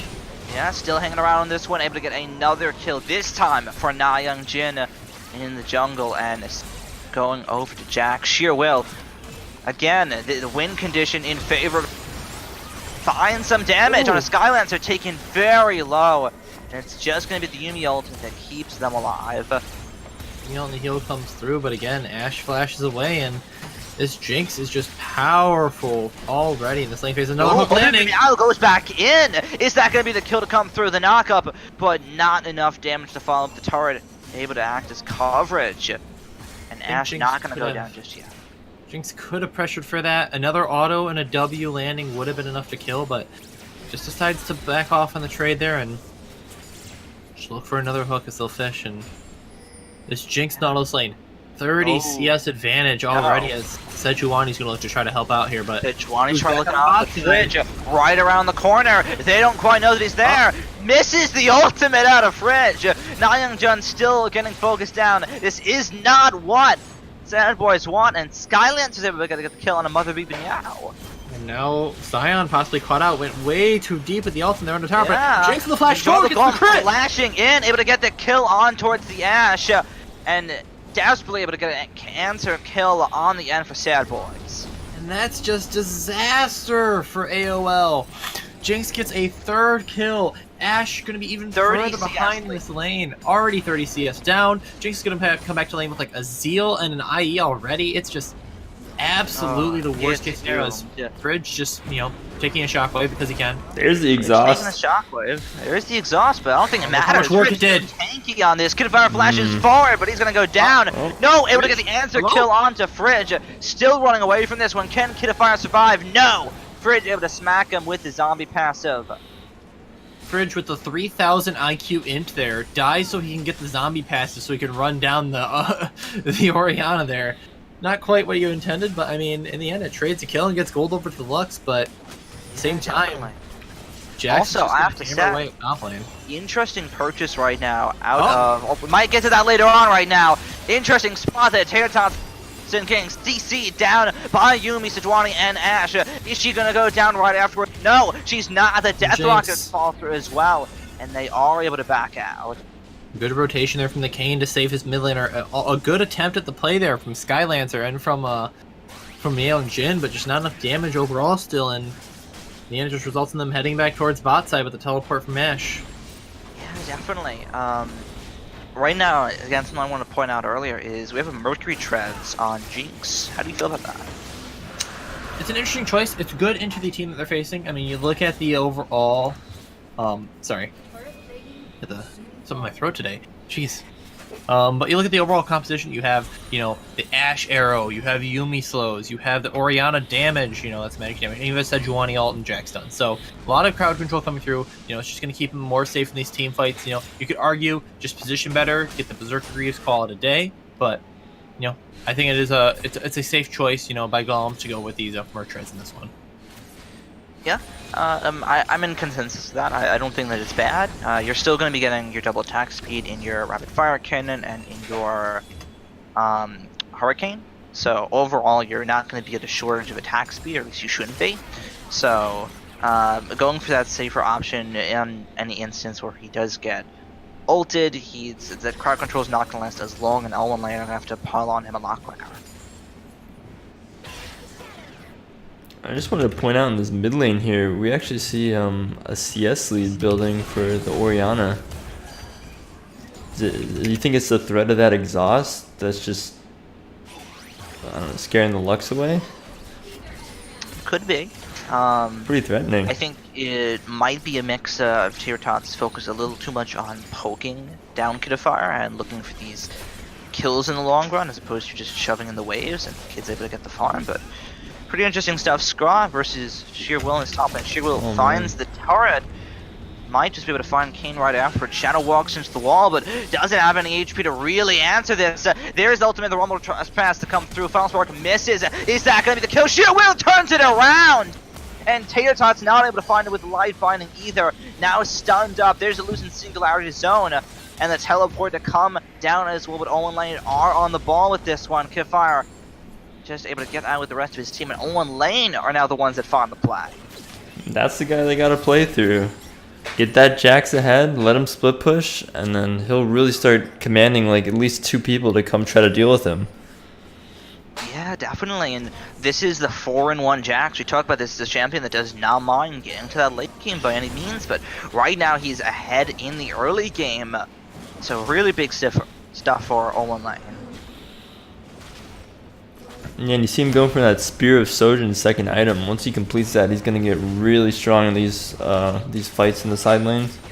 Yeah, I mean, it's going to be the battle of those 2 hyper carries. You know, the Jinx is really fed, but the Jax is just as strong, and Jax is not going to leave Jinx alive very long here in this trade. Oh no, Sheer Will looking for Jacoba Golem might just find Decimating Smash to try and save his teammate. Sheer Will getting focused down by everyone. Too far forward. That's the kill. Is he going to get out to boot? The Decimating Smash not landing. The light binding doesn't land either. There's the stun on towards Scraw, but the kill will come through anyways. Final Spark just for good matchup.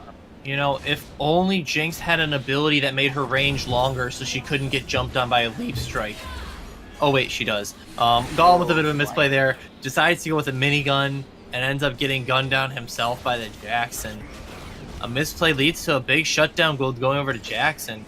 It's a tough game now. You know, that Jax got a lot more gold. He's getting a lot more powerful every hill he gets. You know, Shojin is done at 16.5 minutes into the game.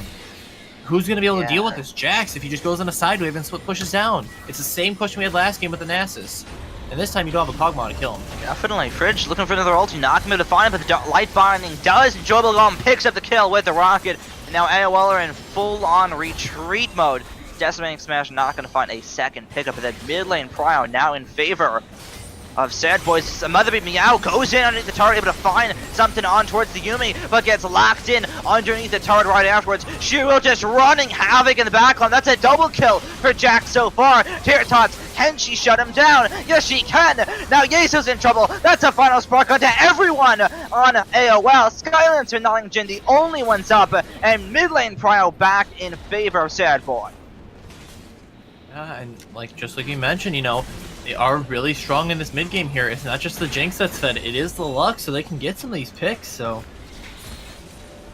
a big thing. So I think this is going to be the key here. They kind of played badly around Jack's that fight. He kind of got to free hit at the start, but if they can force these team fight kind of things, I think Sad Boys actually have a great advantage if they don't allow Jax to get rolling in the side wave. So it's going to be kind of like last game. Like, can he create that pressure, or are they going to force these 5v5s, and is it going to start getting really scrappy?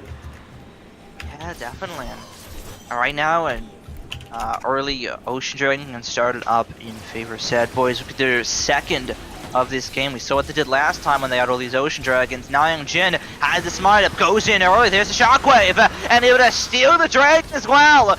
Great stuff to come through, but will they be able to shut down this Jack Sheer? Well, picks up 1 kill, picks up 2 kills. Get a Fire picks the second one up anyways. Now looking for more on towards Scry and Fish. It looks like there's no answer but the final spark to this Jack. Terraton shuts him down once again. Now Kitafar, the focus, will go down. Yates to go down as well on the Yumi. And that is going to be a 3-for-2 in favor of Sad Boy. And Tater Tots absolutely putting the team on her back here. Jinx goes down at the start of the fight with the Nautilus, and you think this is disaster for Sad Boys. But the Lux comes up huge, takes out the Jax and the Orianna, not to mention binding the Yumi before she can jump to safety. Just absolutely critical to turning that fight around. And now you look at Sad Boys and you say, well, not only do we have to deal with the Jinx, but we have to deal with the Lux, who's also shredding our team. And I want to point out the Kayn too. Red Kayn, he's starting to get items, he's starting to scale. He's coming online as well. He was a big factor in that fight, and he's actually just punishing the Jack just by ulting him. Like, yeah, definitely. It's kind of something that, you know, we kind of go back to a little bit. You know, sheer will on this Jax. What is the answer that Sad Boys have to that? Well, it's going to be the Lux here, and that's not something that really Owen Lane have much of an answer to. They pile all this onto the Jinx because they have to, but at the same time, what do you have right afterwards? Lux able to sit in the backline, just free-firing abilities. Again, trying to do something. They actually managed to pick him off the rocket out of Enjoyable Golem. Answers back, so maybe that might be the answer, picking Lux out on her own. the Jinx is still alive. Well. Yeah, Baron Asher getting focused down by Sad Boys. This is what they want. John's still gonna check the pit here. I'm not gonna be able to commit to this Baron Asher. Sheer Here, will. on the Again, ball. looking for something. There's the shockwave. There's the damage. The combo that AOL been looking for all game. The shutdown on the bridge. Scraw the next focus. Is he gonna go down? Yes, he is. The damage to come through. AOL are coming out on top. And Jinx not able to do anything in that fight. A double kill for Sejuani. Have fun. Yeah, and Jinx made the big mistake there. Could have joined the team for the fight, but went the long way around red buff. Big questionable play there. Left her team out to dry as, you know, the front line was still alive. Still Yeah. had Fridge there, and Meow ready to tank up some damage. And, you know, you have the Renans, you have the AoE, you have to be pushing forward for damage there. And Golem maybe just playing a little bit too safe there, costing his team a team fight in mid-turret. Yeah, and I was gonna say, because that's kind of what Sad Boys want. They want those kind of fights, but when you have your Jinx zoned off like that, they can't do much with Lux dead. Like, they could have easily won that, I think, if Jinx was able to get more involved. So I think that's gonna be something they need to look at going forward, because Jax is just playing into their team fights. So Jax is Yeah, playing definitely. outstanding this game, for sure. Great stuff out of sheer will, but at the same time, he is getting answered a little bit more in these fights here. Every kill he has almost a death for every one of those as well. So, not able to just freely run in the backline of Sad Boys. Definitely able to make a lot of noise, that's for sure, but not quite able to 1v5. I'm just really surprised that he hasn't been abusing the side lane more, because he's so strong there, and like they can't answer him.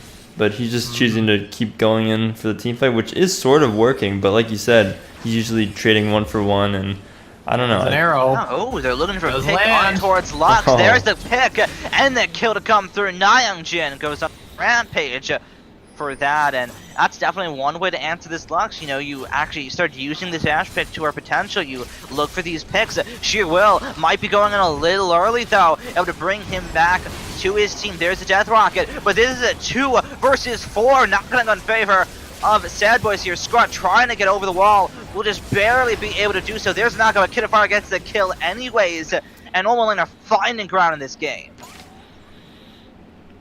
Yeah, I mean, all starts off with that big Ash arrow coming through to get the pick on the Lux, and now they're going to turn right onto the Baron here, and this could be the deciding point of the game right No here. Jumpler, no Lux. Jax on the flank. Very risky stuff to come through. All that Sad Boys have to do is get them off the Baron, which they've done so far, but now they're running down Fridge. Gonna get taken low. Jinx trying to get some damage, answered back in the fight here. Skylands are taken so low, but does not go down. Now Sheer Will on towards Mother BB Meow, not able to find the stun on towards the Shockwave, and Trouble Golem stays up anyways, and now it's Tater Tots back. They might just get something here. Sheer Will trying to 1v5 this one though. Can he get the kill onto the Lux? Just barely able to not do so, and that is going to be a 1-for-3 this time against Sad Boys. Yeah, I mean, finally, they get what they need to stop the Baron, but they do lose a lot of members in doing so, and, you know, again, more gold going on to the Jax. The Sejuani is a big tank now, and, you know, the Ashe is doing her job, hitting the, you know, pressing the R key and finding the targets, so Yeah, it's really tough to find a spot for Sad Boys to keep in this game as they're just starting to get run around the map. Definitely a game on a razor's edge though. Only 2,000 gold separating these two teams, and second Ocean Dragon might just be going over in favor of Sad Boys here. Going to work wonders in these extended team fights that they've been having constantly. Yeah, that's what they want to see. You want to be team fighting if you're Sad Boys, but you got to be winning some more of these. You know, you've got to be able to win these fights with this fed Jinx, with this, you know, massive advantage that you built for yourself. And right now, just not able to find the wins cleanly. Yeah, definitely.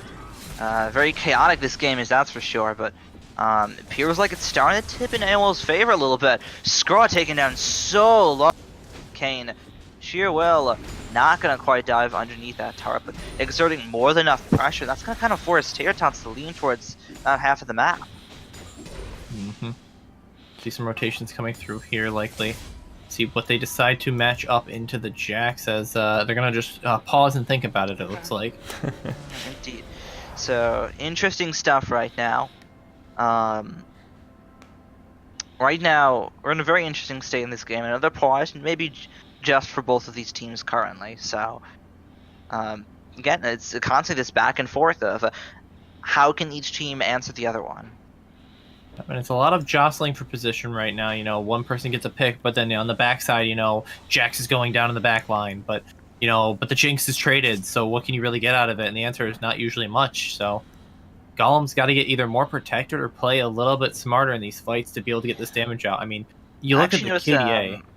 The KDA is fine, but actually knows something very interesting in his build. He has his second Zeal, but hasn't quite gone for the Kershki Shard. Goes for the armor item instead. Yeah, it looks like he is looking to pick up an early GA. Maybe just looking to sit on the extra crit chance for now, and then go towards possibly a little bit safer item choice. That would be my assumption with this.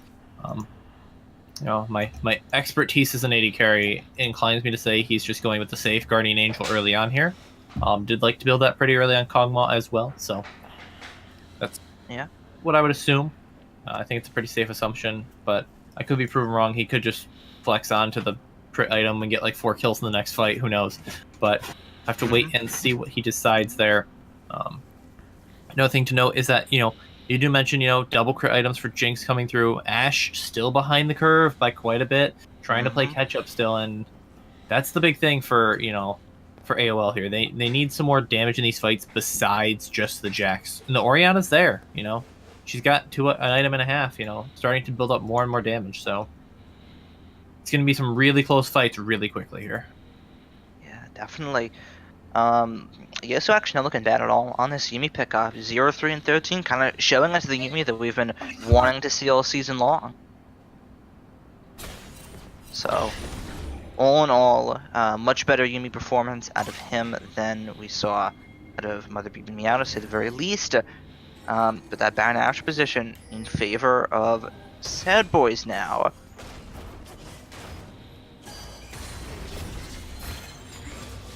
Yeah, and I think that's going to be the big thing right now, is just controlling that vision and just trying to battle for control over Baron. Yeah, definitely. So, right now, you know, Gold's teetering very close to each other, and it really comes down to the next team fight. How is it going to play out? It might just set the tone for the rest of the game here. If they were able to win that fight, they would come out massively in Gold here. Sad Boys are able to come out on top of the fight. They'd be able to even things out much more. And they need to be aggressive. Alright, there's the damage, and the pick on towards both carries from AOL going down instantly. All 5 members of Sad Boys still up on this one, and Tater Tots comes up massive. And there's the big fight you needed out of Sad Boys, they're going to be able to crack the base and get the first inhibitor of the game. Yeah, they recognize that that Jax is split pushing, so they either have to go try to answer him or just go make an aggressive play, and they chose the aggressive play. They might even move to Baron now.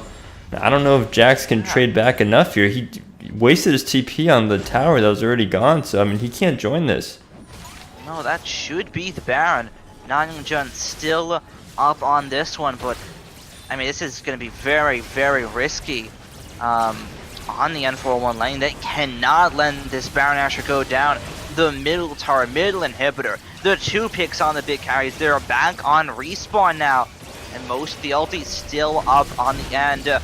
For all one lane is Baron Asher, critical for the whole series, and what might just be the end of AOL season. There's the shockwave coming through. Sheer Will able to come out massive in the fight, but the final spark just still leads all one lane's backline. Once again, Tater Tots coming up huge. Kenji answers Sheer Will to boot. No, Sheer Will picks up the triple kill anyways. Now looking for a quadra kill on towards Fridge. Fridge might go down as well. Flashes the leap strike and able to get out as well. Now Skra looking for something on towards Yumi and Zejwani. Will he be able to find this? There's the double of Kane, and that is going to be the kill. No, now Young Jung stays up for a couple seconds longer and picks up the kill anyway. And it looked so good for a moment there for Sad Boys. And then suddenly, you know, Sheer Will gets in there and starts creating havoc, and that's the kind of factor you need from this Jax here if you want to come back in this game. And it's hard to say comeback with, you know, fed Jax, but that's just the situation we're in right now, as both teams are just scraping and clawing their way through this game, just desperate for this win. And Boy. certainly fun to Teleport watch. used by Skylancer, trying to get a pick on towards Skra, not able to find it, but you know, it's kind of that confidence that you need at this stage of the game. And again, Here we go again. No. The Baron no. dance starts up once again. This time Skra's very low. Heal used as well. That's a this is scuffed. One in the world. You hate to see that. Bad Boys are making a really huge risk that they don't have to make here. They still have enough room to peel off of this one. There's a knockup on Protect the towards Sheer Jinx. Will. Ash free fall in the back. A big shockwave out of Kid of Fire, but it's gonna be the Lux answered back instead. They don't have the ground to keep going on this one. Kid of Fire are gonna go down as well. And so far, that is a 2 for 2. The mid lane is on both teams down. The top lane are down on the end of AOL, and the support down on the end of all on lane. And this is a chaotic game. Yeah, and we are in our seats for a barn burner here as things just get closer and closer with every fight. You know, every single, you know, engagement is just so tight, and one misstep is enough to just create an entirely different scenario here for both and the teams. gold is even. I think that's the craziest part. You've had these constant back and forth, these critical team fights, and the gold's even. Yep. And that just shows how matched these teams are against each other. You know, very even coming into the series. You know, you maybe favor AOL, you know, with the big record and things like that. But, you know, Sad Boys are nothing to laugh about. They're coming in and they showed up today. We'll see if they can clutch out the win here, as both teams really, really want it. Definitely right now. And Infernal Dragon, the second of the game, going down in favor of Sad Boys. And you look at these team fights, you have to say to yourself, damn. I wouldn't even say that they're getting picked, but the big carry is just getting caught out, essentially, by Tater Tots on this Lux. It's not that they're in a bad spot. It's Tater Tots able to find these massive 2-man light bindings and these multi-man final sparks on towards everyone on all one lane, just coming out on top in the fight. Yeah, but now the dance continues. You know, you have to keep setting up, you know, to match the Jackson sideways. It's so hard to manage when he's got this many kills and he's this far ahead, you know. At this point, if they just get the vision control and you just send Sejuani and Jax, they can melt that Baron faster than you would think. And, you know, we're hitting that 30-minute mark. We got one more drag before Infernal will come up. So that's good. Or not Infernal, Elder Dragon actually going to be coming up next. My mistake. I thought it was 35 minutes.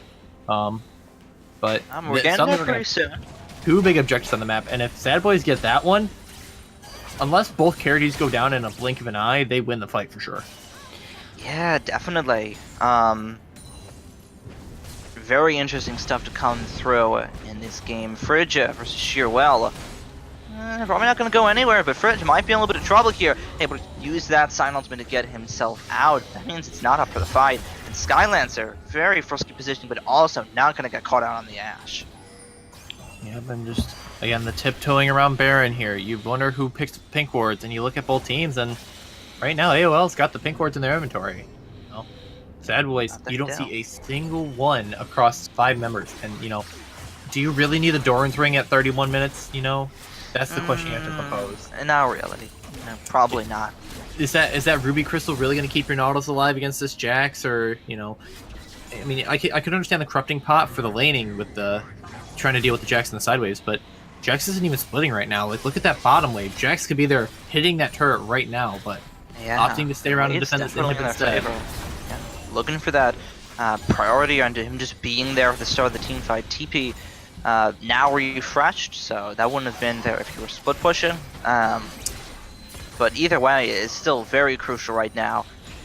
Depending on which one of these teams wins this fight, especially in this position, could be huge. Mother Beep and Meow gets hit, but that's all the season on the front line. Big shockwave coming through on this one. Fire coming up huge, but Tater Tots comes up huge as well. There's a stopwatch. Can they kill Sheer Will? No, that's going to be 1 kill from him so far. Squad trying to do damage in the backline. Both assassins. Fire's just running havoc in the other's backline. A double kill for Jax, but it's going to be the triple kill coming in for Scrut instead. Kane and Jax really riding these fights for their team.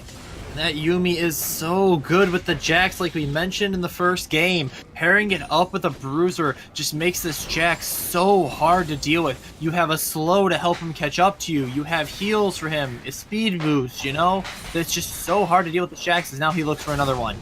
He looks for another one here. Is he going to be able to find Scry? It's a battle between both of the Mega Assassin fighters on this one. Will they be able to kill each other? Sheer Will, no mana, goes underneath the turret. A 1v2 against the Yuumi as well. Scry able to find the Guardian Angel proc. Yeso now in trouble. There's the Blast Cone, but it's gonna seal Sheer Will's fate on towards this one. Mother Beep now picks up the shutdown.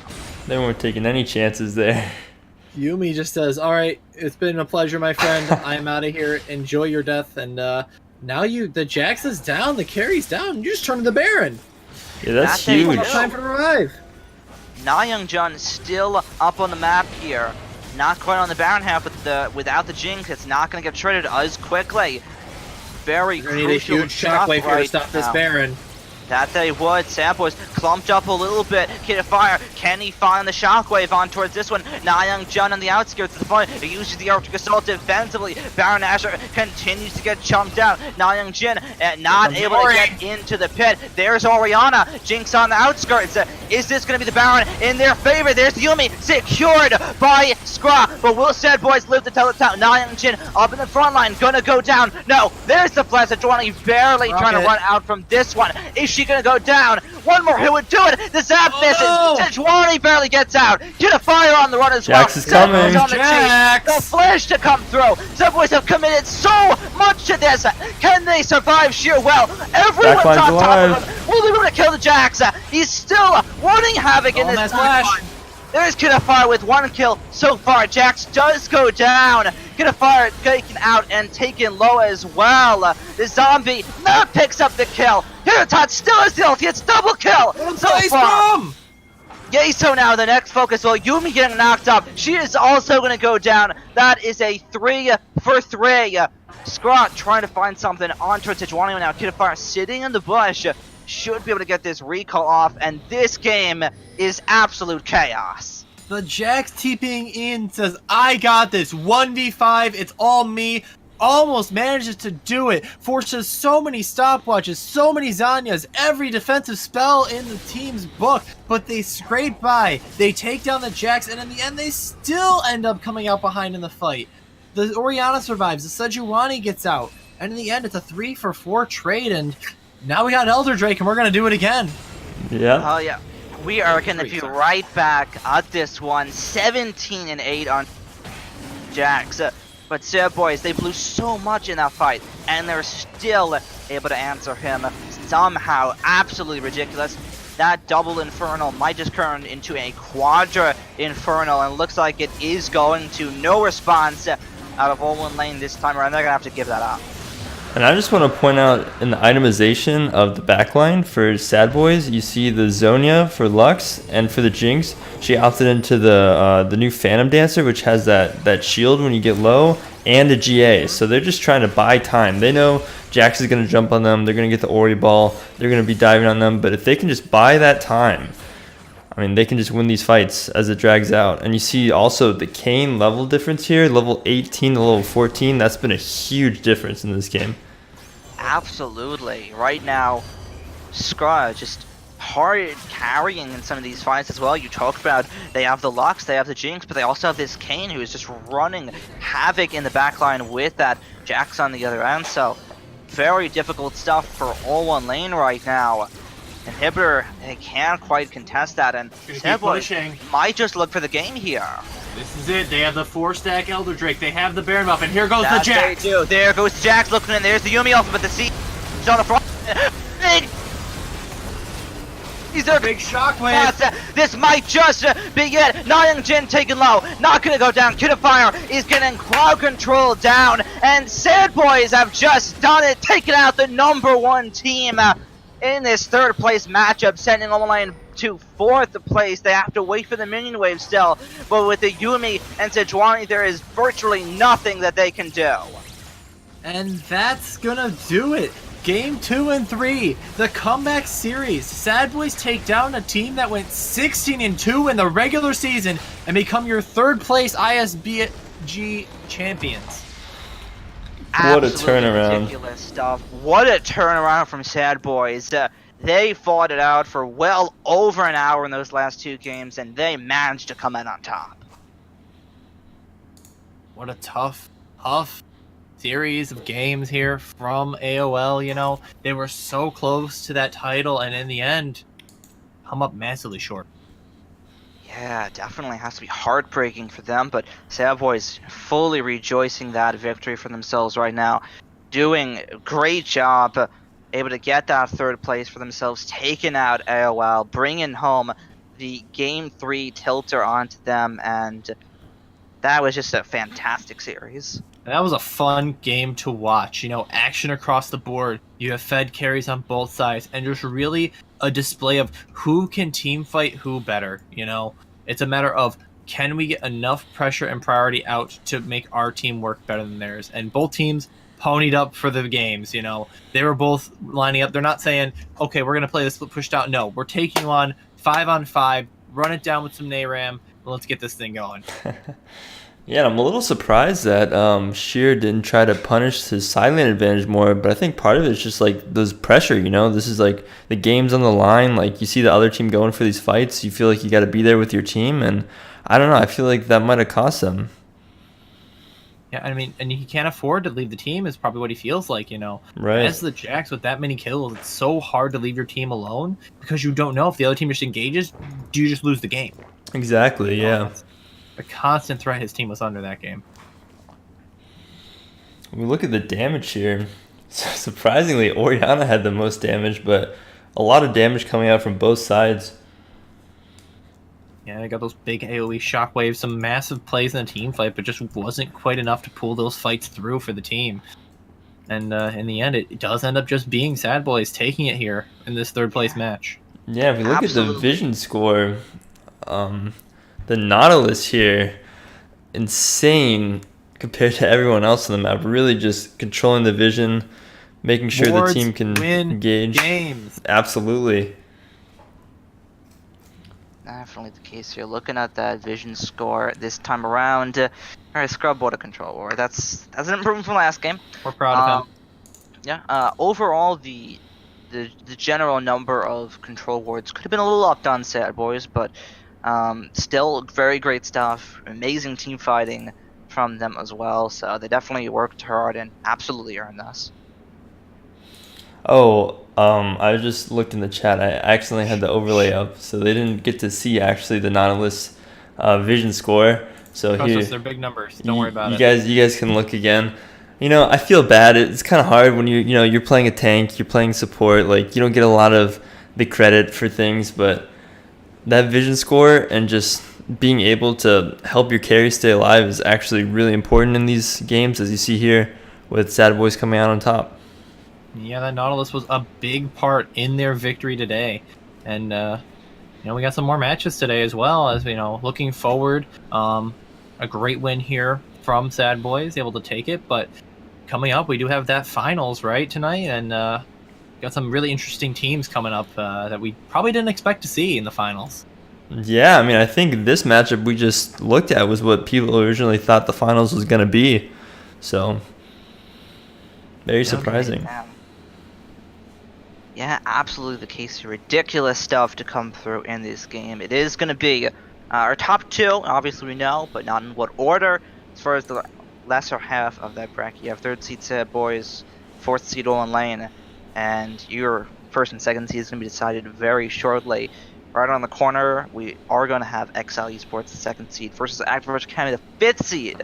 Let's go! Let's start off with you, Villain Glasses. You have your Academy team in the grand finals for IBSG right here. Do you think they're going to win it? And if so, how?